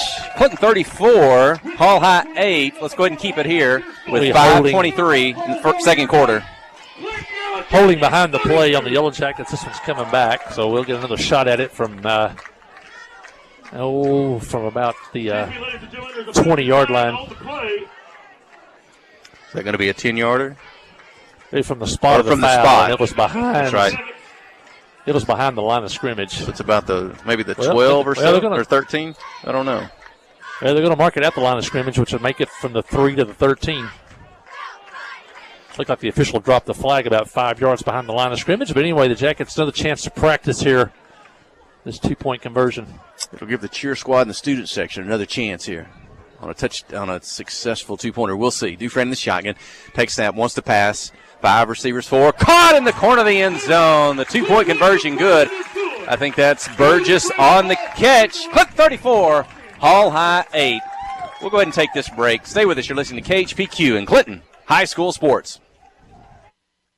Steve Good at Goods Cash Savers says you can learn a lot about life by playing sports. You may never be the biggest or the fastest, but you can always try to be the very best and give 100%. And that's what they do every day at Goods Cash Saver. Even though they don't have the biggest building, they try to have every item that you might need in groceries. They also overachieve every day in their meat department. So when you're looking for a place to shop, give Goods Cash Saver a try. A supermarket that cares about you and your community and says, go Yellow Jackets. Life is better with basketball and with First Security. We have the resources and the know-how to assist with your needs, plus a local team you can count on. So you're making better plays because First Security is making better happen during this season and every season. What's your better? Get there with us. Stop by your local First Security Banking Center or visit us online at fsbank.com today. First Security. Bank better. Member FDIC, Equal Housing Lender. Well, after not scoring the first 2 possessions of the game, the Jackets have scored on 4 straight possessions, and they now lead 32-8 here versus Little Rock Hall. And Widener's kick going to be fielded at the 25 and covered there. Hall will have it at their own 25-yard line. Well, you know, it's a team sport. It takes everyone. Widener's got those 3 touchdowns, those 2-point conversions. I think it was a year ago. We were in Little Rock at Hall, and we had the chance to visit with Hooten's Arkansas football, Thomas Thrash, and he said, "Hey, what about this Widener kid?" And we watched him there in person, and we were hoping to do a little promotion that night about Clinton coming up last year and maybe this year. But Zane's certainly been a player to watch, and his numbers are piling up here early in the season. Yeah, already 9 touchdowns. He's only played 2.5 games so far this year. I want to thank Hooten's Arkansas football. They actually sponsored one of our holes at the Booster Club Golf Tournament. And they told us we're the first Booster Club organization to ever asked them to sponsor something. They were more than willing to sponsor one of the holes this year for the Booster Club Golf Tournament. Hooten's Arkansas football. Shotgun snap, the pass across the middle. Can't hang on up at the 45. They scored on a long catch and run. Touchdown last time, and that time they go for it again, but he couldn't hang on. I think they lined up Singleton the first time on the right side of the field. This time they lined him up on the left, ran the same play, that skinny post, and he was open once again. dropped the football. It happens, though. We saw last night Kansas City got beat by Detroit. They had a receiver by the name of Tony. He dropped 4 footballs last night. One was a difficult catch, but the other 3, and then turned out that the Chiefs loosed the lines last night. You never know. Again, out of the shotgun, looking to pass, pressure in the backfield, forced to roll to the right. Vance giving chase, going to tuck it and run down the sideline, and looks like he's going to step across the first down marker, and that will be good for a Warrior. First down. Now, there's the first time at the Yellow Jacket that defensive end on that left side rushed straight toward the quarterback. And he rushed toward the quarterback, then the quarterback then outflanked him to the outside and ran up the field. We talked about the Yellow Jackets been kind of staying home on the outside, forcing the quarterback to stay in the pocket. That time they rushed directly at the quarterback from the end, and he got around the corner. They want to keep him in the pocket, make him throw the football. That may have been Joey Hicks on the tackle. Pass off the hands at the 42. That's Joey Hicks, number 70, kind of lined up as a nose guard in the ball game. And he is a senior for the Yellow Jackets. Remember Joey last year? He had a touchdown. He sure did. A big one here as he recovered a fumble in the end zone. And we were going to have him on the Star of the Game show after it was over. We couldn't catch up with him. He was in the field house and gone and celebrating before we could catch up with him. But Joey Hicks had one of the bigger plays of the year last year. Second down and 10 for the Warriors. Ball at their own, 37-yard line. Another penalty flag before the snap. They've had 3 false starts. That's number 4. They're kind of shooting themselves in the foot there. Those are just small things, but they add up to big things. Makes a 2nd and 10, now 2nd and 15. Early in the season, you see those. Not playing for a week, you see those. And maybe not quite as much practice time. I know they have constraints in the Little Rock School District on practice time outside of school. Inside handoff up the middle of the field, swung down at the 40-yard line on the tackle for the Yellow Jackets. I think that's Bryson Venable. You know, anytime they have practice in the Little Rock and North Little Rock School District, and it's after the school hours, they actually have to run buses, take the kids home. Something you don't see, you know, out here in the country. But there are some constraints that make it a little more difficult to practice in the Little Rock, North Little Rock area. Big third down. Jackets trying to get the ball one more time before the half. Fake the handoff. Steps up in the pocket. Pressure. Spun around. Gets away from a second defender. Going to get the pass off. Hangs on and goes down. No, he lost it. Lost it going to the turf. Incomplete. 4th down and 8. Another drop pass, 2 on this series. And that would have been a first down. Good job of the Yellow Jackets at that time. The defense that time didn't rush at him. If you were watching that time, they forced him. He wanted to run, but he had to stay in the pocket. He did break a tackle long enough to make that pass, but he much preferred to run like he did on that first play of that series. But the Yellow Jackets on that left side that time stayed outside, forced everything back to the middle. But Hall did drop 2 passes on that series. Now they're going to have to kick to the Jackets. Clinton will get it one more time before the half, leading 32-8. 4:10 to go in the second. Punt formation, but Hall's going to take their second timeout of the half before they get the kickoff. Interesting history about Little Rock Hall and Clinton. Up until 1957, there was only one high school in Little Rock, and it was Little Rock High School. And if you go back, we talked about the 1953 Clinton Yellow Jacket State Championship basketball team.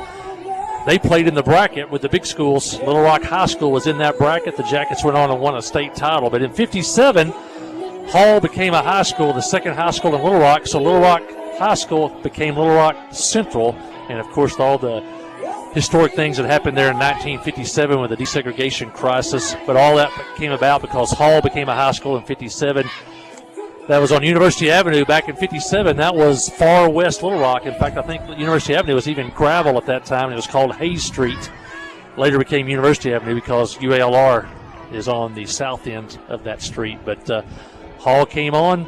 Great names like Sidney Moncrief in the Basketball Hall of Fame. Now Bobby Portis in the NBA have come through Little Rock Hall High School over the years. But 7 state titles, we said, in their history.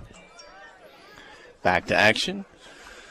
They'll punt the football from their own 30. It's a high kick. Widener will have a chance on this one. He fields it at the 28. One tackler gets by him, the 40 to the sideline, the 50 in front of him. He weaves his way through, pulls away from a tackle. Oh, and they'll bring him down. A touchdown-saving tackle at the 12-yard line. Boy, Zane just almost makes it look easy as he sets the Yellow Jackets up at the 12. Not sure what the first tackler did, number 8 down here. He almost like he whiffed either that or a forearm back in the first quarter. But anyway, he wanted no part of Widener, and then Widener got down the sideline, carried some tacklers, and almost took it to the house. They finally got him down at the 12, but another great run. Once again, showcasing Zane's speed and power. Now, where's Coach Matthew Post? He's keeping stats down the way. They call that all-purpose yards, don't they? Rush, pass receptions, kick returns. I think Zane Widener's piling them up tonight, those all-purpose yards. Now, Clinton's going to take their first timeout of the first half. Stops the clock, 3:54 in the second. You know, we had a 20-minute, I think, first quarter. I think we're now at 34 minutes thus far in the second quarter, and there's still 3:54 to go with this 32-8 score. Like I said, it took 14 and a half minutes for anybody to score. It was 0-0, and all of a sudden the Yellow Jackets scored twice in 18 seconds, and they've scored 32 points from the, the 9:20 mark. With 5.5 minutes, they've scored 32 points in 5.5 minutes. There's still 3:54 left here in the first half of play. I think she may be watching, but she may be busy. I want to mention Angela Bradford.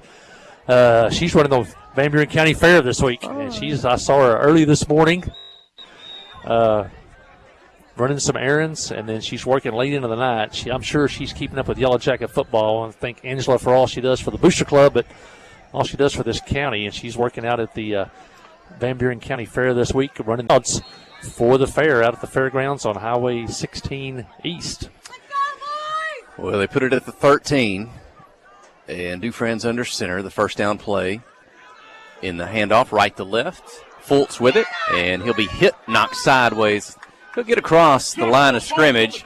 Looks like Joshua Fultz will pick up maybe 3 on the carry, bring up second down and 7. Yep, I think his parents are right down here in front of us, right there.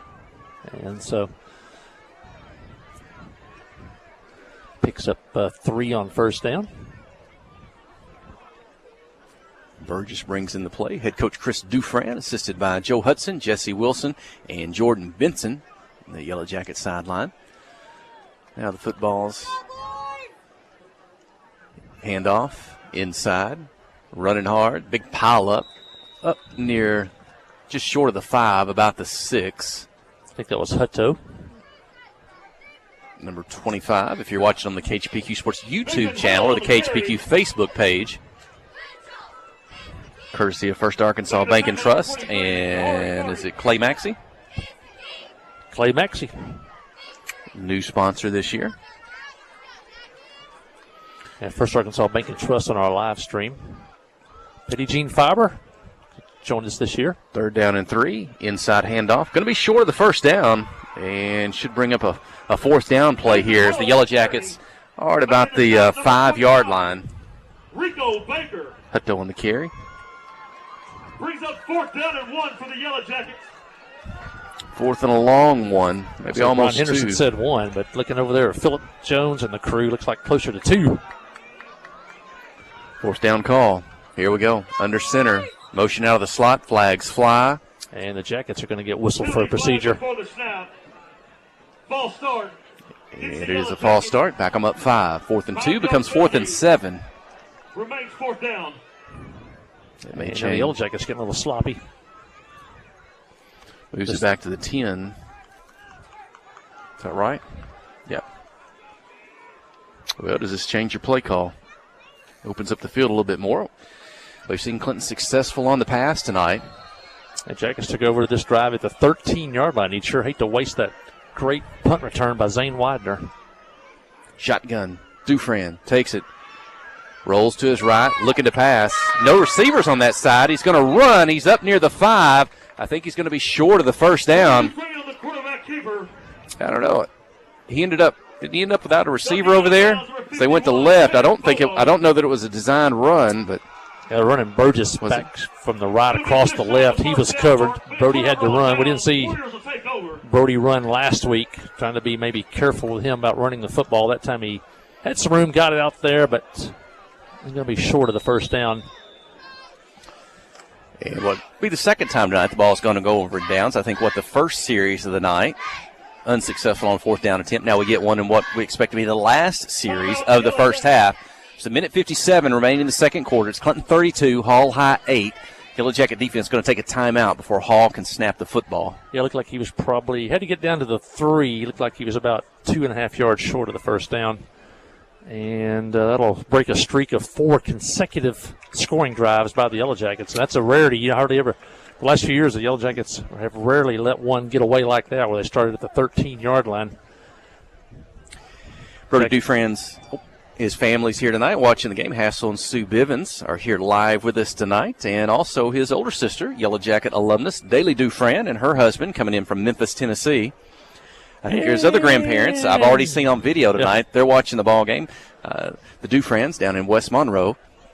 Yeah, I bet there's some TV viewers we got down in Louisiana. Dufresne's watching down in West Monroe, and great food in Louisiana.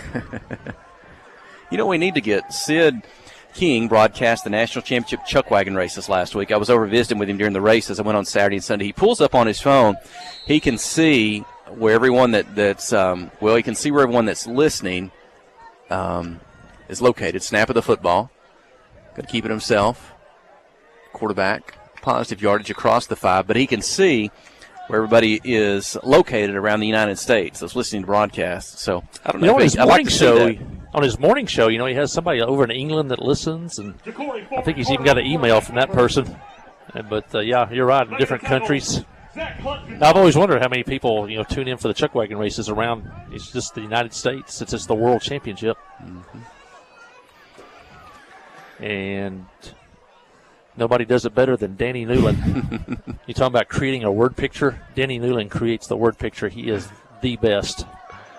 2nd and 4, going to roll to the right, looking to pass. Toss it up. Incomplete. Bring up 3rd and long. That was a lot of fun last weekend for the thousands of people that were in attendance, and if not, hopefully folks that were listening on the radio. Yeah, this was probably one of the bigger years for attendance, 20+ thousand, I think, maybe. And 12 to go before we get to the first half, the end of the first half. Shotgun snap, looking to pass, looks to the right, going to throw it that way on the slant, or cross, caught, first down, 20-25, tiptoeing, can't stay in bounds.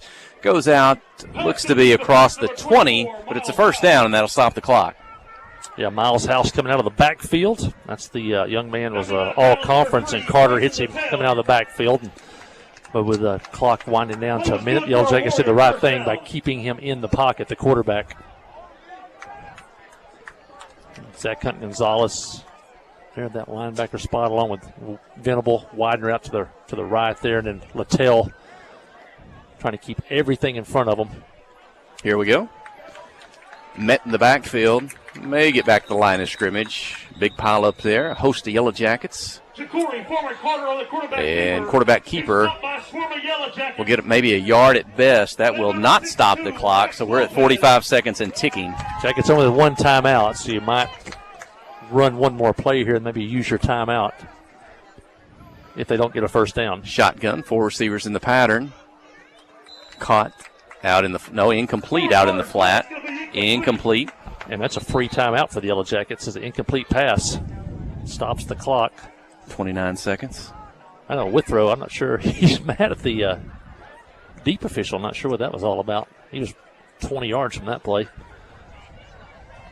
Now, the down marker says second. I thought that was 3rd down. You're right, because the play before that just netted a yard on the quarterback keeper. So it should be 3rd and 9. The electronic down marker over there. Now it goes third down. Well, you mentioned our chain gang, Phillip Jones. I think Billy Bannister's over there. Who's number 3? Is it we'll get in trouble. Not mention them all on the radio. Johnny Trujillo is usually over there. Shotgun snap, steps up in the pocket. Pressure, going to be forced to run. Now you can take your timeout if you want to.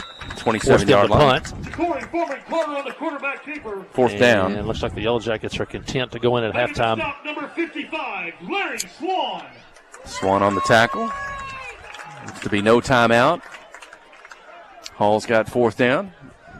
And let's see if they let the clock runs out. Under 5 seconds. Defense backs up. If they snap it, there'll be one final play. They do. Here we go. As the horn sounds. Short pass. Caught. Missed one tackle. 40. A lot of traffic. Stretching to the left. Still on his feet. 45. Ankle tackle. Good. Goes down. The tackle by Dawson Burgess in the first half comes to an end. Clinton 32. Hall High 8. Halftime coming up. Stay with us. You're listening to KHPQ in Clinton High School Sports. Towing and recovery is the last thing you think about until you really need it. Then you really want the best. There's only one name to call, Justin's Collision Repair Towing and Recovery. They have the largest and latest model recovery fleet in north central Arkansas. From small towing to heavy-duty towing, Justin's Collision Repair Towing and Recovery on Highway 65 in Clinton is the one to call, 745-2992. That's Justin's Collision Repair Towing and Recovery, 745-2992. Adventure awaits, and with the all-new lineup of Chevrolets, those adventures can become reality. Joe Lee Chevrolet has the best lineup of cars, SUVs, and trucks ever. Why go from A to B when imagination can take you everywhere? And remember, when you need service work, Joe Lee's service department can keep your Chevrolet running like new. Make your best deal today at Joe Lee Chevrolet in Clinton. Find new roads in your new Chevy vehicle. F.L. Davis Cash Lumber, your Ace Hardware store, is a proud sponsor of Clinton Yellow Jacket Sports. F.L. Davis Cash Lumber can help with your electrical, plumbing, paint, tools, hardware, and flooring needs. They're a full-service hardware store and lumber yard. F.L. Davis can provide you with everything you need for your residential or commercial projects. The knowledgeable staff is always on hand to answer your questions. Visit F.L. Davis Cash Lumber, your Ace Hardware store. Same place, now Ace. Conway Regional has been the community's hospital for more than 100 years, providing high-quality, compassionate care. As our community continues to grow, we're growing alongside you to ensure all your healthcare needs are met right here in Conway. Our board-certified interventional cardiologists, specialized team, and innovative cardiovascular technology are here to provide the comprehensive care you deserve when you need it most. So when you're facing a heart emergency, trust the care you'll find down the hallway, not down the highway. Friday night at the stadium is not the time to worry about your finances. Let First Arkansas Bank and Trust ease your mind with their mobile banking capabilities. You can check your balance, transfer funds between accounts, and even find the nearest ATM for dinner after a road game. The free mobile app is available on the iTunes Store and Android Market. You can cheer loud and proud for the Yellow Jackets because First Arkansas Bank and Trust has you covered. See a branch for more details. Equal housing lender, member FDIC. Kick off the season with super fast fiber internet. Pettigene Fiber gives you the home advantage and is the ultimate choice for sports enthusiasts like you. With lightning fast speeds, you'll never miss a touchdown, a slam dunk, or a winning goal again. Say goodbye to buffering and hello to the ultimate sports experience. Call us at 501-745-2493 to sign up. Better internet, better service, and better pricing that will keep you in all the action. You won't want to miss this. Tonight's football game is brought to you in part by these fine Yellow Jacket boosters, by Artelco, by Krause Saw & Supply, by Latitude Bistro, by Joe and Hash, by Dr. Jamie Beavers, by the Huddle House, by Clinton Physical Therapy and Fitness, and by attorney Chad Brown. These fine sponsors in part bring you tonight's football action. The Blagg Law Firm is a proud supporter of Clinton High School Yellow Jacket sports. When you need an attorney, call the Blagg Law Firm. Whether it's an injury accident, criminal defense, DWI, family dispute, or Social Security disability, Ralph Blagg believes in equal justice for all. Located on Court Street in downtown Clinton and on the internet at blagglaw.com. The Blagg Law Firm, a proud supporter of Clinton High School sports. Towing and recovery is the last thing you think about until you really need it. Then you really want the best. There's only one name to call, Justin's Collision Repair, Towing, and Recovery. They have the largest and latest model recovery fleet in north central Arkansas. From small towing to heavy-duty towing, Justin's Collision Repair, Towing, and Recovery on Highway 65 in Clinton is the one to call, 745-2992. That's Justin's Collision Repair, Towing, and Recovery, 745-2992. We have partnered with Carti to bring world-class cancer treatment to Van Buren County. Some chemos are between 1 to 2 hours to 8 hours. So when a patient is sick, diagnosed with a cancer, traveling to Little Rock, that's a pretty long day for sick people. Back in the old days, you had to get on the interstate, go to Conway or go to Little Rock to get your chemo treatments. My mom, for a year and a half, was able to take them right here in Clinton, Arkansas. Big peace of mind for my mom. Ozark Health, your community hospital.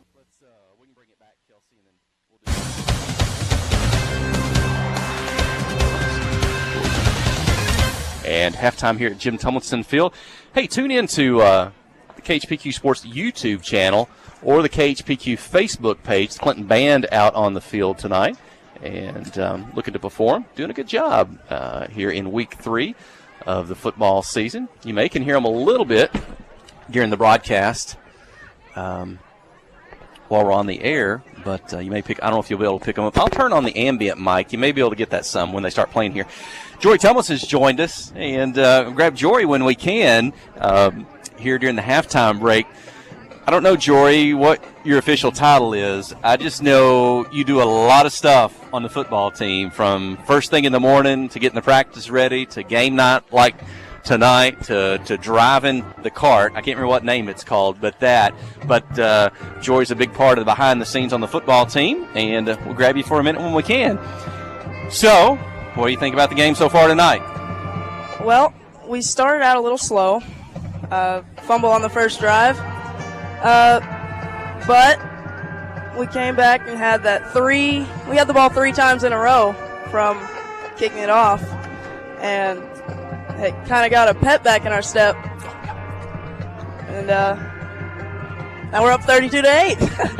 Happened kind of fast after that scoreless first quarter. Boy, Yellow Jackets hit hard there in the second, get the lead. So how you feeling about the team thus far this year? Week 3, we won the big rivalry game last week against Heber, beat Cave City in the opener. I know you've been with them since the season started and the practices, so kind of how are things kind of on the inside with you guys? We're pretty good. We have a couple injuries, but they should be back and, better. We talked about that. Cash Carpenter's out, Dawson Maynard's out, and Rylan Jones is out. Not sure if I'm missing anybody or not, but those are all players who would contribute and hopefully will be before the season's over coming back. Well, tell folks, kind of what all are you doing for the football team this year? Well, I fill a lot of waters every day, but I take care of the footballs, try and make sure we don't fumble, and get the dew off the field in the morning. But there's so much things that I do. It's hard to keep track of. But I remember talking to your mother, Lisa Warren, at the scrimmage game. I'm getting a little feedback there. I'm not sure. Let me turn that down. I think she was saying, I don't know, maybe you'd be up and out at 6 or 6:30 in the morning. You'd get early starts before school started. Yes, sir. One morning I had to get up earlier than I wanted to for painting, but I get used to it, and I'll do anything for the team. Yeah. Well, thanks, Jory. I'll let you slip away. Thanks for visiting to us, and we'll go out and have a good second half. Yes, sir. Okay. Thank you. That's Jory Tomlinson. Thank you. His mom, Lisa Warren, his father, David Warren, here tonight. And let's go ahead and keep it here for a moment while I've got him. I'm going to bring in Principal Tim Smith. That's the Tim Smith we had last week. You saw him on video visiting with us here on KHPQ Sports on the YouTube channel. And Principal Smith, we call the sports games, football and basketball. We mentioned the other things at times going on around the campus. We've talked about volleyball tonight. I know the golf and tennis team are in their season as well. And when we get the opportunity, like this week, we like to talk about some non-sports issues. And did you see what was posted yesterday on Facebook? The U.S. News and World Report has named Clinton High School, now correct me if I'm wrong, the #1 4A school in the state of Arkansas, the number 18 school overall in the state of Arkansas and the number 1 school in graduation rate. Am I getting that right? That is correct. We are very, very proud of that. It was good news to get. You know, we've been in the top 30 for several years, but when the rankings came out, they sent them earlier this week, and just going through the numbers and stuff and putting it together, we were 18 overall, like I said, public schools. And then when you look at it, we're the number 1 4A school. And so we're very, very proud of that. And then the graduation rank, over 98%, which was a tie with someone else for the top in the state of Arkansas. So, hey, that goes to our teachers and our staff and our students who work hard for that. And that's very proud. We have a great environment here, great atmosphere, and our teachers do great things.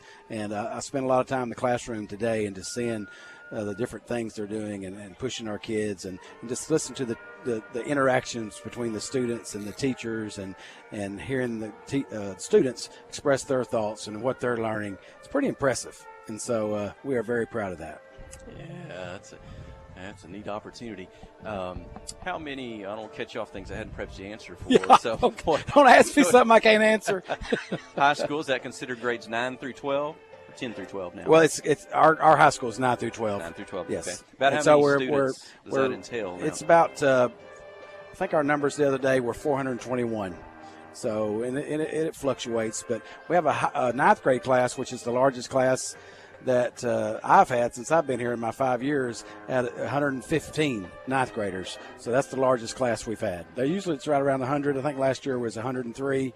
I think this year graduating class may be one of the smallest ones at 98. But 115, that's a lot of ninth graders. A lot of faces that I'm still learning. We've only been in school a month, and I'll see a young man or a young woman and go, do they go to school here? You know, 115 ninth graders, and only been in school 4 weeks. I don't know them all, but I will before it's over. Well, any other things to note as far as academics, extracurricular going on around the campus? Well, we've had the county fair this week, and so our kids have been showing everything from rabbits and pigs and cattle and goats and lambs and rabbits. Had a great showing last night with the hogs. Amory Mills won grand champion with her hog and the market hog. She did great. I think we had lambs, and we had lambs the night before. And so tomorrow is the premium sale, and the kids who do well in the fair, which we had in the hogs, there's 8 sale spots, and I think we got 5 of them, which is very good. And also the lambs, I think we got 5 of the 8. So I think that starts at 10 o'clock at the fairgrounds. So you can come and bid on those animals, and it's a live auction. They'll walk their animal out there, and they'll have businesses there, or individuals can bid as well. And whatever your bid is, and that student keeps that money, because it's a very expensive project because they've had these animals since May, and so they've raised them since babies, and it's a great project. It teaches them a lot of responsibility. Our agri teachers do a great job, and we use the barn here on campus a lot, and they keep it clean. They feed their animals. They walk their animals. They exercise. We have a treadmill for the lambs down there. They walk on a treadmill. I mean, it's stuff that me and you know, I was over there yesterday, and they had black hair dye, and the black hogs, they were making sure every hair on that hog was black. So they're using hair dye, hairspray, everything to make those animals look the best. Yeah, I think that's part of the ag department, the agriculture department here at school that leads that. You know, that has been such a strong program through the years. Mike Holliday, we mentioned Danny Newland earlier in the broadcast. If you want to go back to the 80s, I don't know what year Danny retired from the school here, but we've always had a strong ag program. And Chad Mooney and some of those other instructors came in, just one of the most award-winning programs around the state in judging contests and things they teach the kids. And then, like you said, in the livestock that they raise and show here, and then some of them are going to move on to the state fair. Yes. Coming up not too long. So they have a big show coming up in a couple weeks in Fayetteville. It's called AYE, and so there'll be some schools from Oklahoma and Arkansas that will compete there, and that's a huge show. And then on to the state fair. But no, they do all kinds of stuff out there. Welding, you know, in the spring we'll have our plant sale with our greenhouse. And we've won a state championship in something for like the last 7 or 8 years. So it is an award-winning agri program and one of the largest programs in our school. I remember thinking years ago they talked about that The ag department, they're intentional. They go out and recruit the Yes. kids that they want to be in the program Yes. and say, we're going to be an award-winning program. We're going to win state championships, and come and join us. And, you see the football team and the band out here all summer long. Those ag kids are here all summer, too. They work all summer. And then in the spring, when all the contests start coming up for electricity and horticulture and all that stuff, they'll be up here at 6 o'clock in the morning, and they'll practice before, after school. It's on the weekends. And so it's very, very competitive throughout the state. And we expect, here we want to be the best in everything. And the tennis team has had a great week.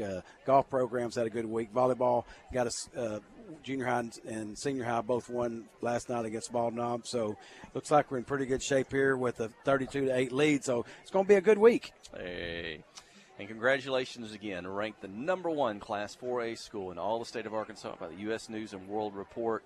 And pretty neat. Yes, it is. I appreciate it. Well, thanks. That's Principal Tim Smith. I'll let you slip away, and we'll take a break. You're listening to KHPQ and Clinton High School Sports.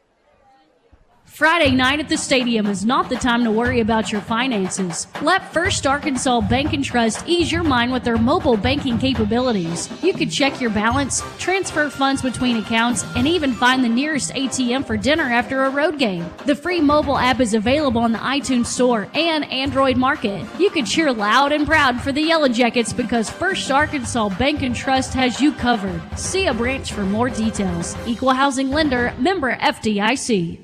Kick off the season with super fast fiber internet. Pedigree Fiber gives you the home advantage and is the ultimate choice for sports enthusiasts like you. With lightning fast speeds, you'll never miss a touchdown, a slam dunk, or a winning goal again. Say goodbye to buffering and hello to the ultimate sports experience. Call us at 501-745-2493 to sign up. Better internet, better service, and better pricing that will keep you in all the action. You won't want to miss this.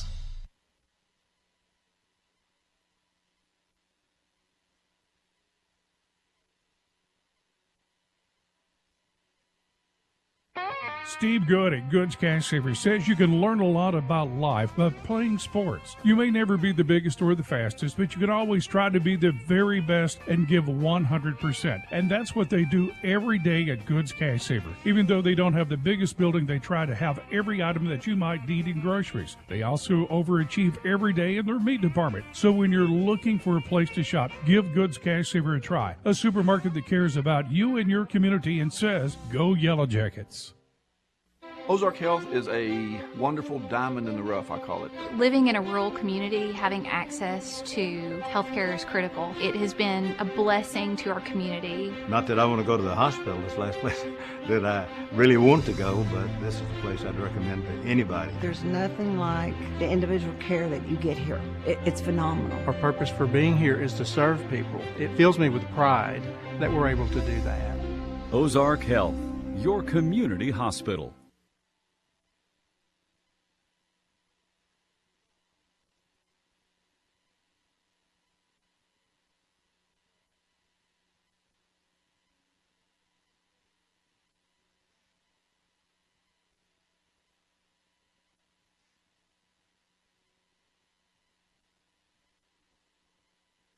Adventure awaits, and with the all-new lineup of Chevrolets, those adventures can become reality. Joe Lee Chevrolet has the best lineup of cars, SUVs, and trucks ever. Why go from A to B when imagination can take you everywhere? And remember, when you need service work, Joe Lee's service department can keep your Chevrolet running like new. Make your best deal today at Joe Lee Chevrolet in Clinton. Find new roads in your new Chevy vehicle.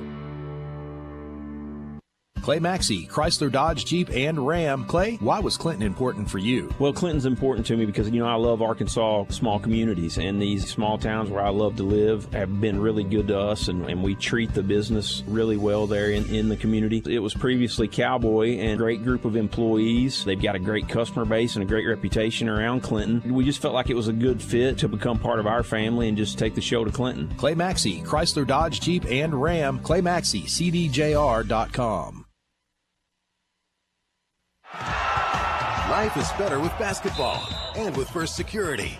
We have the resources and the know-how to assist with your needs, plus a local team you can count on. So you're making better plays because First Security is making better happen during this season and every season. What's your better? Get there with us. Stop by your local First Security Banking Center or visit us online at fsbank.com today. First Security. Bank better. Member FDIC, Equal Housing Lender. Wherever the river flows and however the game goes, the River Company is a proud sponsor of Clinton Yellow Jacket Sports. Just like in sports, you want someone who has your back, the professional team at the River Company Insurance does just that. They'll work hard to find you the most coverage at the best possible price. Whether it's business, farm, ranch, personal, or automotive, the team at the River Company will get you exactly what you need. Sports is a team effort, so come join the team at the River, formerly S&P Insurance. F.L. Davis Cash Lumber, your Ace Hardware store, is a proud sponsor of Clinton Yellow Jacket Sports. F.L. Davis Cash Lumber can help with your electrical, plumbing, paint, tools, hardware, and flooring needs. They're a full-service hardware store and lumber yard. F.L. Davis can provide you with everything you need for your residential or commercial projects. The knowledgeable staff is always on hand to answer your questions. Visit F.L. Davis Cash Lumber, your Ace Hardware store. Same place, now Ace. Well, back here at Jim Thomason Field, and at halftime, it's Clinton 32 and Little Rock Hall 8. Both teams are back out on the field warming up. We got about 3 minutes until the second half kickoff. Looking at some team stats that Coach Matthew posted in the first half. Yellow Jackets with 12 first downs in that first half. They rushed the ball 33 times for 235 yards. 2 pass receptions for 20 yards, so 245 yards of total offense for the Yellow Jackets in the first half of play. They were 2 for 5 throwing them. Dufresne, actually 2 for 4 for Brody, I guess, and 1 for 1 for Zane Widener on that jump pass for a 2-point conversion. Jackets fumbled the ball in the opening series. That's the only turnover of the night for Clinton. They've been penalized 2 times for 15 yards. Jackets are 3 of 5 on third down, but 0-2 on fourth down tonight. They had no sacks in the first half offensively, and the Yellow Jackets had the ball, according to Coach Post, 25. That can't be right. There's 24 minutes in the first half, and he's got the Yellow Jackets for the time of possession of 25 minutes. We may not have been tracking and 2 seconds. So I'm not sure we can get individuals on here or not. Try that one. Yeah, nothing.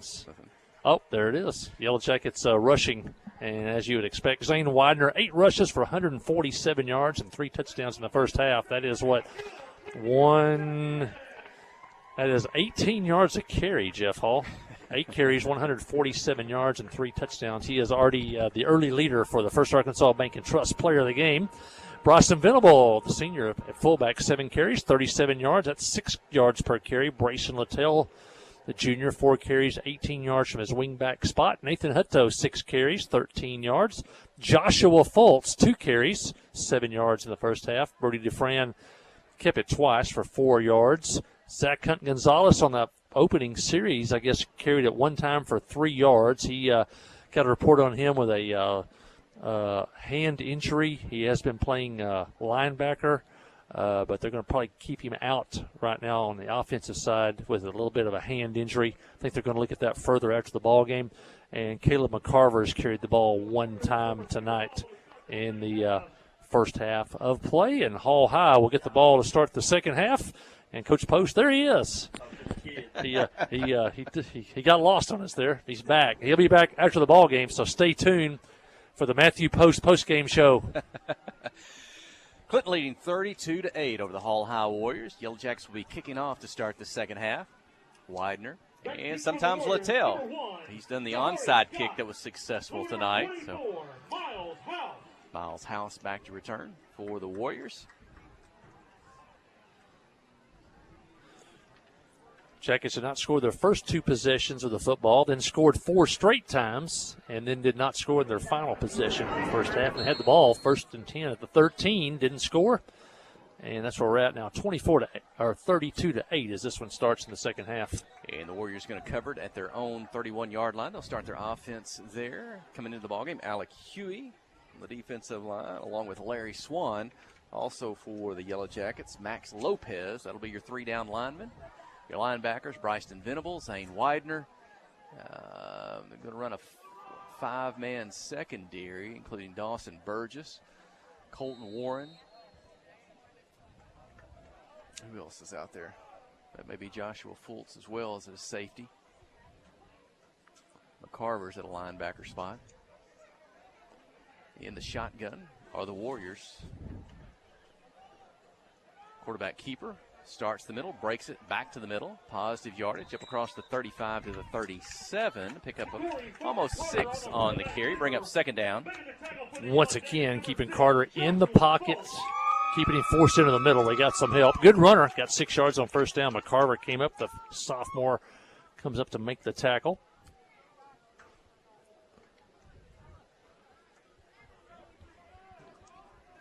Definitely don't want to get that quarterback out on the edge. He's got speed. Shotgun snap. Put it in the belly. Straight up the middle. Forward for the first down. Up to the 42. Maybe just across. First down for the Warriors. Rico Baker. Tackle Zane Widener for the Yellow Jackets.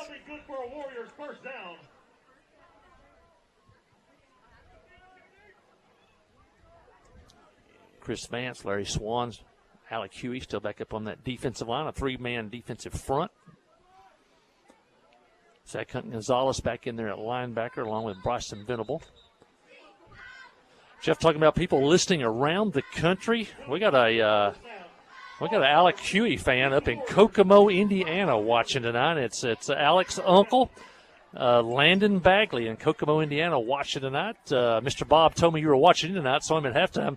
Hey, Mr. Bob got volunteered, or might have been voluntold, to work on the chain gang over there on the far side. We're sure glad that Landon Bagley's and the Bagley family are watching up in Kokomo, Indiana. And 1st and 15 now. The Warriors backed up. Inside handoff up the middle. First down, 45, 50, 40, 35, all the way to the Yellow Jacket 29-yard line. Had a seam, got loose on that one, and deep into Yellow Jacket territory. 2 big runs by Rico Baker on this series. And they turned that penalty that got him in the hole into a first down, and first time that Hall's been in the Clinton territory, I guess, since that touchdown pass in the second quarter. Deer Hash, below our broadcast position in the shotgun. Motion left to right. Fake the inside handoff. Wants to keep it himself. Quarterback. And to the right side, big Alec Huey got him from behind. Had some assist on the front. Takes him down. Yeah, Foreman kind of running the read option. You can see it from here. He's got his head up. It's kind of in the pistol with the running back lined up beside him in the shotgun. He's looking at that defensive end and seeing if he's going to go upfield or move in toward the center, and he fakes that handoff and tries to get around the outside if he sees that defensive end kind of sliding into the middle just a little bit. He is a 3-year starter at quarterback, so a lot of experience there on being able to read defenses. Play signaled in from the sideline. Coach Jim Withrow, motion left to right, drops the football, covers it in the backfield. Going to be a loss of the play back to the 33, 34-yard line. Yeah, that's what they call an unforced error. You see that term used in basketball. There was really no pressure there. He just dropped the ball. Maybe he had his head up looking, maybe try to get around the corner. And that's, you go from second and about 8. Now it's third down and about 15 or 16. Coach Jordan Benson signals in the defensive call for the Yellow Jackets. He's down at about the 40-yard line if you're watching on the KHPQ Sports YouTube channel or the KHPQ Facebook page. 3rd and 15 for Hall. Definitely 4-down territory for Hall if they don't make it here. Far hash. Inside handoff. A lot of traffic. Across the 30, up near the 27. They got about half of it. If you know you're going to go for it on 4th down, then you can go ahead and run kind of a draw play there on 3rd down, pick up half of it. Especially when the defense is probably looking for you to pass the football, makes it a little more inviting to run. And when they come to the line of scrimmage, they've got 5 and 6 offensive linemen and only 3 defensive linemen. So, the quarterback comes, they count. This is a running situation when you have more offensive linemen than defensive linemen. It'll be 4th and 9. They change out the football.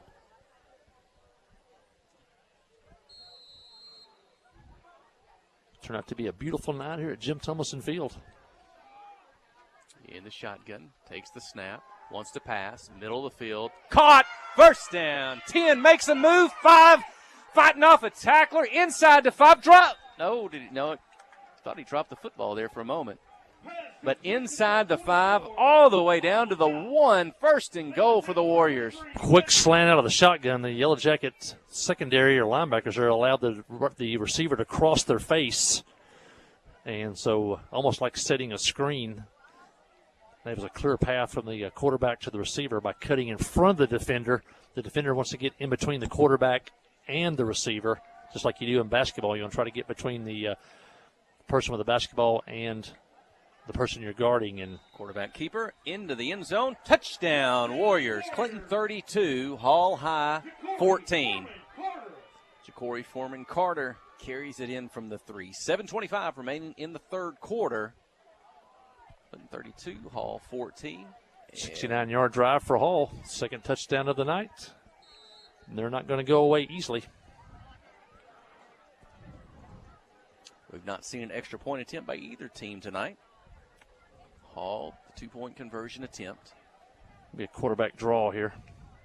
Takes the snap, wants to run. He was going to pitch to the left. Defense there, making the tackle. Flag on the tackle, and let's see. Sometimes that's a face mask when that comes in there on the tackle. We'll see. Yep, face mask. Give him a second chance. Half the distance to the goal. Looking for the quarterback keeper there, and he ran the option, and he pitched the ball way too soon. The Yellow Jackets, it was an easy play to stop. Now they'll get it from about the 1.5-yard line. No time off the clock on that conversion attempt, so 7:25 in the third. Can't imagine this thing going anywhere than straight ahead this time.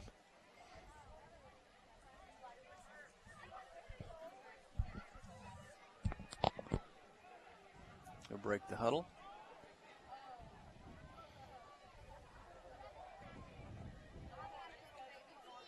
Two receivers on each side. One back, short back, up back. Will they get behind him and block? Well, they'll run to the left. Open into the end zone. The 2-point conversion. Good. Clinton, 32. Hall High, 16. 7:25 in the third when we return. You're listening to KHPQ and Clinton High School Sports. Conway Regional has been the community's hospital for 100 years, providing high-quality, compassionate care. As our community continues to grow, we're growing alongside you to ensure all your healthcare needs are met right here in Conway. When your family needs emergency care, you can trust our board-certified providers to provide you with the comprehensive care you deserve when you need it most. When you're facing an emergency, trust the care you'll find down the hallway, not down the highway. At Conway Regional, we're not just growing, we're growing together. Life is better with basketball and with First Security. We have the resources and the know-how to assist with your needs, plus a local team you can count on. So you're making better plays because First Security is making better happen during this season and every season. What's your better? Get there with us. Stop by your local First Security Banking Center or visit us online at fsbank.com today. First Security. Bank better. Member FDIC, Equal Housing Lender. Let's start the night with Little Rock Hall. They open the second half with a 69-yard touchdown drive. Carter scores the touchdown from 1 yard out, and then he tacks on the 2-point conversion. And Hall cuts the lead in the half. It's 32-16. We play here with 7:25 left in the third quarter. And Clinton in the wing tee. Hudson will split wide left. Now they'll shift right to left. A little bit heavy over there. Widener's in the slot. They'll give it to him coming back to the wide side of the field. Turns it up inside. A couple of tacklers, maybe 3. Tackle Zane Widener at about the 43-yard line. He's just short, of 150 yards on the night. 3 touchdowns in the first half. Had a couple of 2-point conversions. Hey, that was just a 5-yard gain. I think he averaged 16 yards a carry in the first half. This time he goes in motion out of the slot, but it's the handoff to... there's Zach Gonzalez back in the game. We were told at halftime that might not see him on offense in the second half, but there he is. And he'll pick up maybe a couple, bring up 3rd down and 3. And you think Yellow Jackets probably in fourth down territory here, just 5 yards short of midfield. If you're watching the KHPQ Sports YouTube channel, the KHPQ Facebook page, you'll see the big painted C out tonight. That's new. The school kids came out today and painted that all up. Looks really nice. There's the pitch in motion out of the slot. Pulls away from a tackle. Widener's got the first down across the 50 up to the Hall high 47. That's a tough play for Hall once he's in that wing-back slot, already in motion from left to right, kind of loops out behind the quarterback, and when he gets the pitch, he's already at full speed. That's what we saw last week on the ground. That most successful play for Heber last week was that Parker Brown, almost an identical type play, already in motion with the toss sweep. Same thing with when Widener's got a full head of steam. He's tough to bring down. Yellow Jackets pick up a first down now in Hall territory.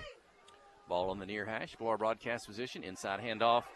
There it is, Hunt Gonzalez, the 40, the 35, the 30, out of bounds.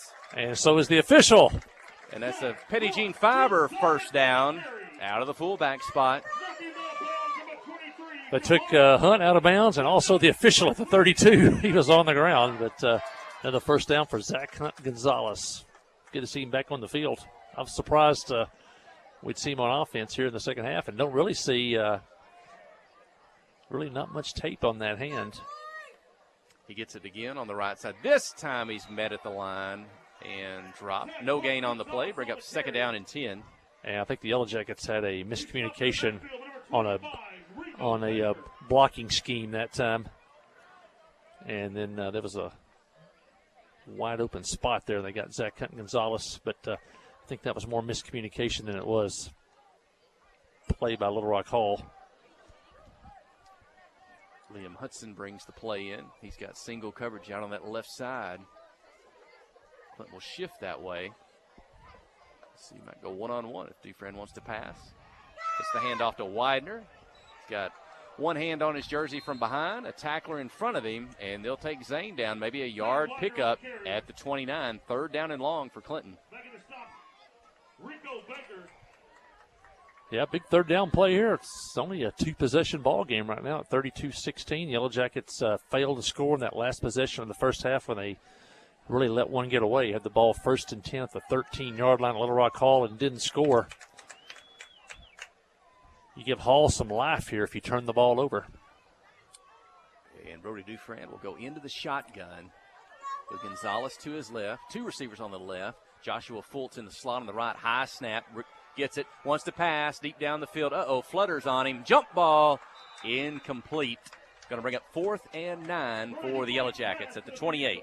That's a long pass across the field, and it did kind of flutter out of his hand a little bit. Came up short. Now it's 4th down and 9. And look to Clinton to go for it here. 4:34 in the third. Hudson in. Burgess in. See if they run some type of a stick route here. That means the route's got to be 9 yards here. Split 3 to the left, 1 to the right. You've got Littell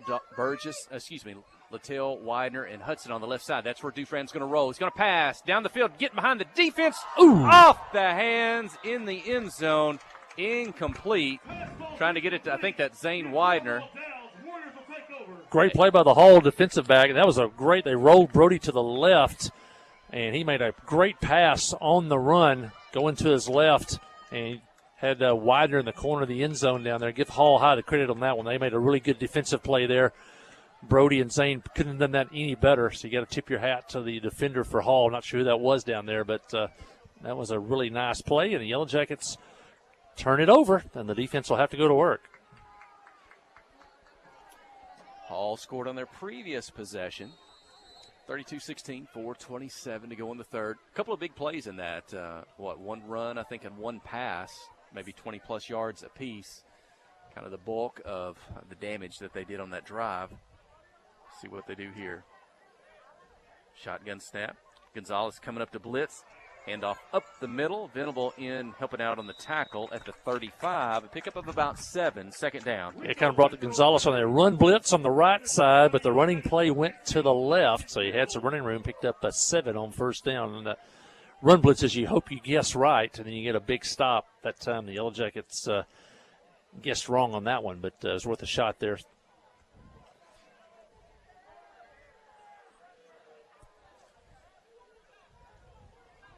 stay in the shotgun. A lot of wide splits by Hall, those offensive linemen. Fake the handoff, keep it himself. Hit at the line, dropped. Going to go down at the 34. May have lost a yard, bring up 3rd and 4. Good penetration that time because you wanted to hand off to the fullback, looked like straight ahead, or to that running back lined up in the pistol. The Yellow Jackets had such penetration, he had to pull it back out and try to get around the corner, and there was nothing there. Loses a yard. It's 3rd down and 4. 3 minutes, 20 seconds in the third quarter, leading 32-16.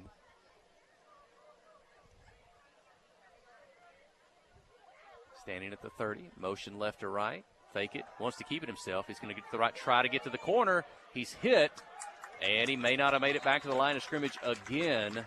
Pile up on the left side. Going to bring up 4th, probably 4th and 4, maybe 4th and 5 for the Warriors. Good job of the Jackets on that side to string that out toward the sideline. He was riding that running back, had it in his belly. Either going to give it to him. And finally, there was nothing there, and he had to pull it out and keep it. And now it looks like Hall may try to punt here. Good job that time. It was 2nd down and 3, and 2 straight lost yardage plays going to force Hall to punt. Yes. See if they kick to Widener. He has been dangerous all night on the kick return. And what did he have? Was it a 40-plus yard, 50-yard return in the first half? I think he's probably got over 200 all-purpose yards now in the ball game. And Hall's going to be forced, I think, to call a timeout to get their personnel right. Yeah, it'd be a before they delay snap a game the penalty. That'll back them up 5, and that'll probably take out any opportunity for a fake kick now. That'll make it almost 4th down and 10.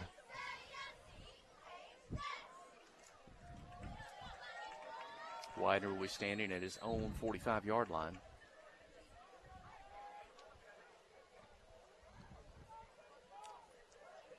The snap. No pressure from the defense. It's a high kick, but it's short, and it's away from Widener on the right side of the field. It'll hit the turf, roll back to the 49. The Yellow Jackets will have it there. When we return, you're listening to KHPQ and Clinton High School Sports. Tonight's football game is brought to you in part by these fine Yellow Jacket boosters, by Miller Sanitation, Troy Groszowski of Edward Jones, by Van Buren County Veterinary Clinic, Elevate Physical Therapy, PSG Heating and Air, Tharp's Barbershop, Academy Mortgage, by PEH Supply, and by Clinton Drug. These fine boosters help bring you tonight's coverage.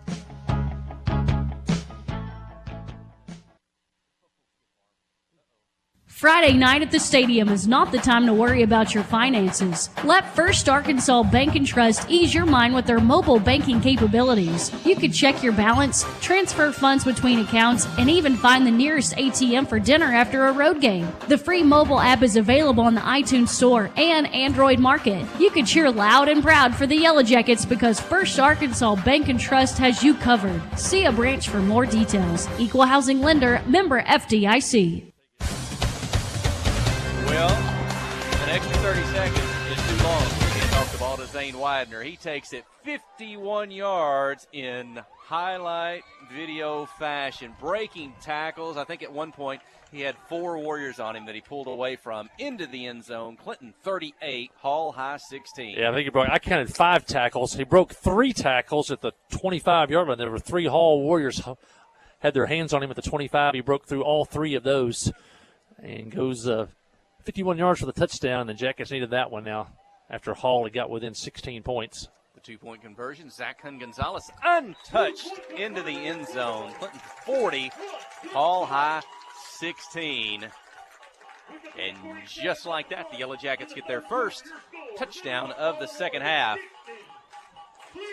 And for the third straight game, they've scored over 40 points. And the Yellow Jackets averaged 40 points a game last season, are averaging, I think, 44 points a game so far this year. And since about 2016, the Yellow Jackets offensively have been outstanding. I think maybe only one time since then I think they've averaged under 40, and that was 36 points a game. So Coach Christy Fran's offense, the wing tee along with the spread passing game has been really effective. And he has become a really good play caller.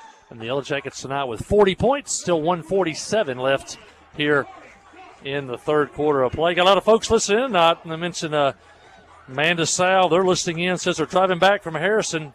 Annabelle had her very first college softball game today. She's playing for North Arkansas College up at Harrison, and we're glad they're listening in tonight. Doris Ingram, she's watching and listening tonight. Benji Post, he's watching over in Mayflower. Hey, Benji, we're coming to Mayflower next week. Hope to see you there at the ball game. Be sure you're sitting on that black and gold side, Benji. My cousin Emma Hink, she's watching in tonight. I'm sure Dickie and the whole crew are watching, and it was great to see the grandson Jake a few weeks ago, defensive coordinator now over at Riverview High School. Jackets kick the ball out of bounds. Hall will take over, looks like somewhere around the 40-41 yard line. Jackets now lead 40-16 in this one, and we'll be on the road next week at Mayflower. And so make your plans to attend that one. I think Miss Burnley, she's watching in tonight. So glad to have her watching Yellow Jacket football. And, of course, the Dufrans are watching down in West Monroe. Zane's mother's watching tonight, Miss Miranda. Neil Wilkins, he's watching in tonight. Jackets trying to go 3-0 on the season. They lead 40-16 here. 1:47 left in the third. Carter in the shotgun. Tight end to the right, slot to the right, and a receiver to the right. Handoff straight ahead. Got running room up to about the 50. Now in the Yellow Jacket territory. Just maybe a nose of the football beyond the 50. 5 yards on first down. Yellow Jackets showing the 3-down lineman. And so Hall pretty much trying to just keep the ball on the ground right now. 2 wings, 2 slots. Hand off Carter inside. Got running room across the 40, outside the 35, down to the 30, and all the way down to the Yellow Jacket 25-yard line. And Rico Baker shows his speed there. They're not real big, but they got speed. We saw Baker last year. Baker goes 5'8", 160. No huddle, back to the line of scrimmage. Clock under a minute here in the third quarter. Handoff inside, nothing there. As Yellow Jackets slam the ball carrier down. Zach Hunt Gonzalez in there, along with Joey Hicks, number 70, on the tackle. Joey makes a really good nose guard. You see him, if you're watching on TV, lined up over the football. Clock down to 30 seconds. Second down and 9 for Little Rock Hall. Try to get you some scores before we get off here. Big game box side at CAC and Harmony Grove at Pottsville tonight. Big games as far as the conference race. Carter, shotgun, looking, throwing over the middle, in and out of the hands of the receiver at the first down marker at the 15. And that's another drop tonight for Hall High. They've had probably a half dozen dropped passes.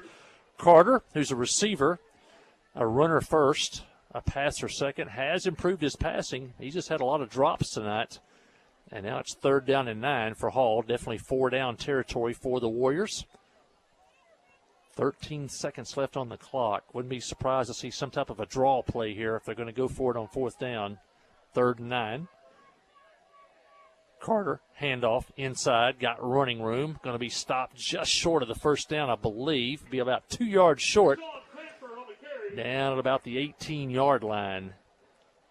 And maybe closer to 3 yards, and that'll be the end of the third quarter of play. Each team scored a touchdown in the quarter, but the Yellow Jackets head into the final period of play with a 40-16 lead. Stay with us. Listen to Yellow Jacket football on Q92 and the Yellow Jacket Sports Network.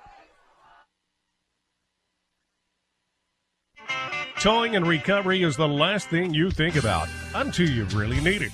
Then you really want the best. There's only one name to call: Justin's Collision Repair Towing and Recovery. They have the largest and latest model recovery fleet in North Central Arkansas. From small towing to heavy-duty towing, Justin's Collision Repair Towing and Recovery on Highway 65 in Clinton is the one to call. 745-2992. That's Justin's Collision Repair Towing and Recovery, 745-2992. The Blagg Law Firm is a proud supporter of Clinton High School Yellow Jacket sports. When you need an attorney, call the Blagg Law Firm. Whether it's an injury accident, criminal defense, DWI, family dispute, or Social Security disability, Ralph Blagg believes in equal justice for all. Located on Court Street in downtown Clinton and on the internet at blagglaw.com. The Blagg Law Firm, a proud supporter of Clinton High School sports. Well, to come back to play, Yellow Jackets lead 40-16 as we head into the fourth quarter. If you didn't tune in, nobody scored in the first quarter.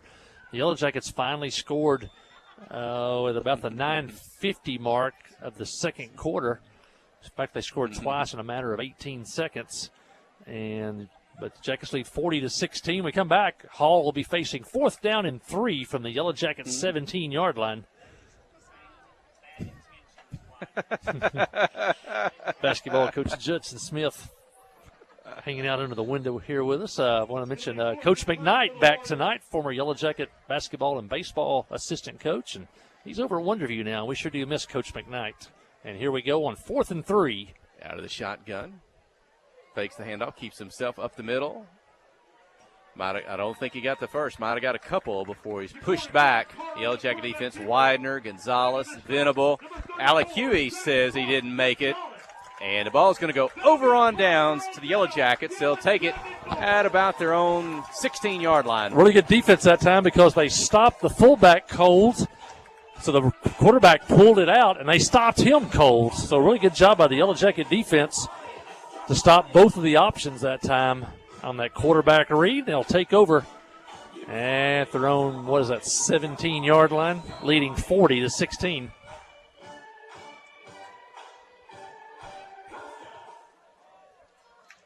And Big Creed Brown, the sophomore center for the Yellow Jackets, snapping the football to his fellow sophomore Brody Dufresne.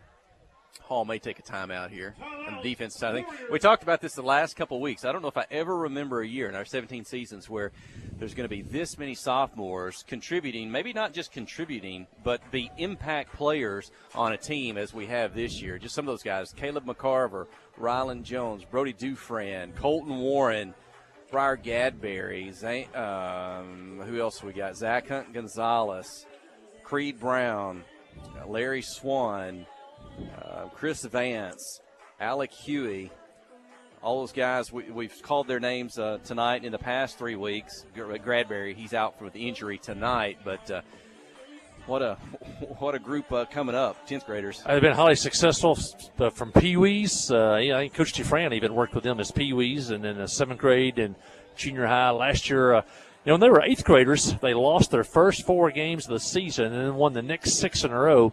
They lost to Heber in that good 11th grade class that Heber has on the first game of the year, and then they came back the last game of the year. They played twice that year, and they beat Heber the last game of the year, so they really grew up as 8th graders. And then last year, only loss was to BB, Class 5A, lost by a couple of points. In fact, had the ball at the 2-yard line when the game ended, and then run off like 9 straight to win a conference championship. And back to action. Widener with the carry. He's going to be pushed to the sideline and pushed out of bounds. Short gain. Looked to be maybe at about the 20, just across, maybe the 21 to pick up. Let's see, we'll give him about almost 5. Bring up 2nd down for the Yellow Jackets. You'd like maybe to have one good last drive tonight and then get everybody out of there. The Jackets heading to Mayflower last week. Jeff Hall was out there for a few minutes ago, but Benji Post watching in tonight from Mayflower. Let's hope we get to see him next week. The Jackets head down to Faulkner County. Inside handoff, untouched between the line, the blocking there on the left side, I think between maybe the center and the guard, Nathan Hutto. Did I mention, well, Nathan's an 11th grader, excuse me. That's a Petty Jean Fiber, 1st down for the Yellow Jackets.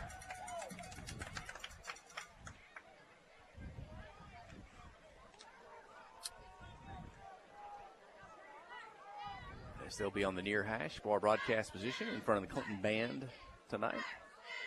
Looking down the line of scrimmage. Turn, the give, again inside. Fighting away, picking away. Trying to find a seam. Going to get up to about the 30, maybe the 33-yard line and pick up a 5 on the carry. That's Hutto again on back-to-back carries. And let's see, Clinton may just grind this one out. I don't know. You get 5 yards a carry. We talked about that last week at Heber. You get that fullback spot. If you get 5 yards a carry, maybe sometimes 7, and until the defense shows they can stop you, you just stay at it, especially when you got a 40-16 lead in the final quarter, 10:45 and clock running. Dufresne, the turn again to the fullback on the left side. Tackle forward to the 35, excuse me. Pick up about 3. It's Zach Hunt Gonzalez now in the ball game.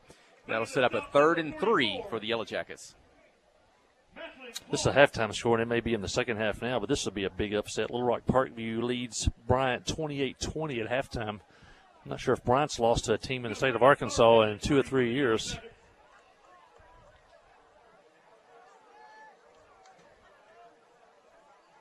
Third and 3. Dufresne under center. Handoff, left side.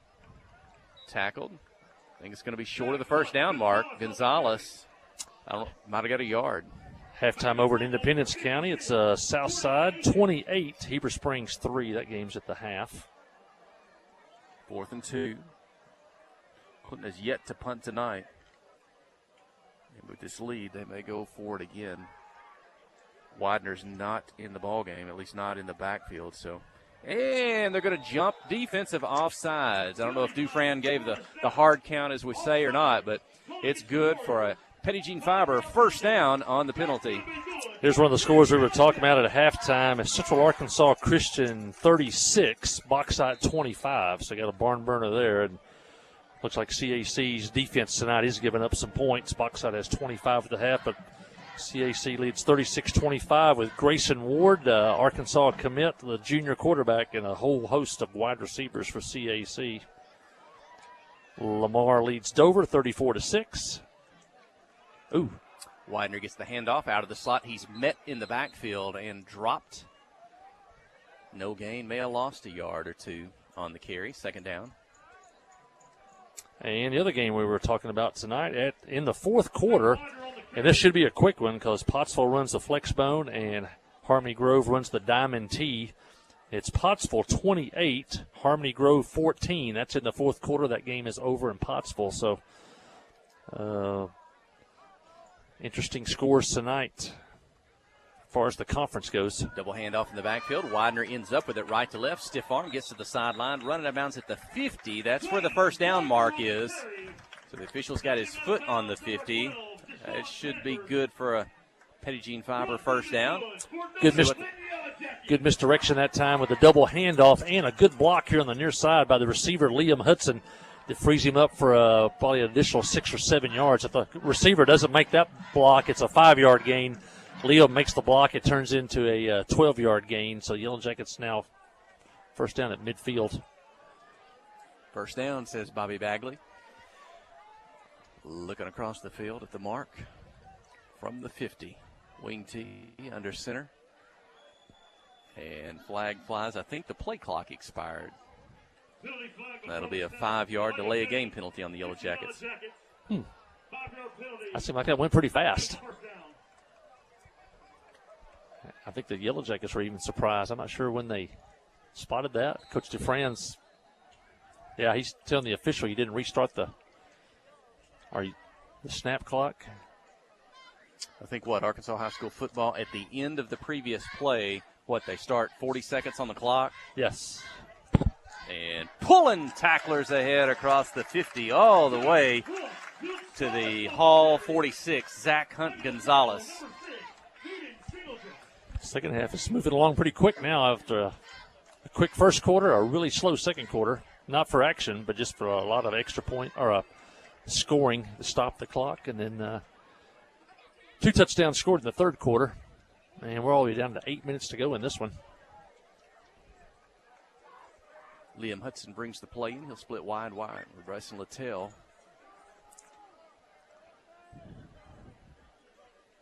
Dufresne turns, gives to Widener, left to right, gets to the end, turns it up inside. A couple of tacklers pull him down, but not before Zane Widener picks up a Petty Jean Fiber first down at the Hall High 39. This is a grinded out possession we've seen over the years. Jackets with a 24-point lead and the clock running. They're just chewing up the clock here now, down to 7.5 minutes left in this one. This Yellow Jacket offense off to a good start. 40 points thus far tonight. Had 42 against Heber.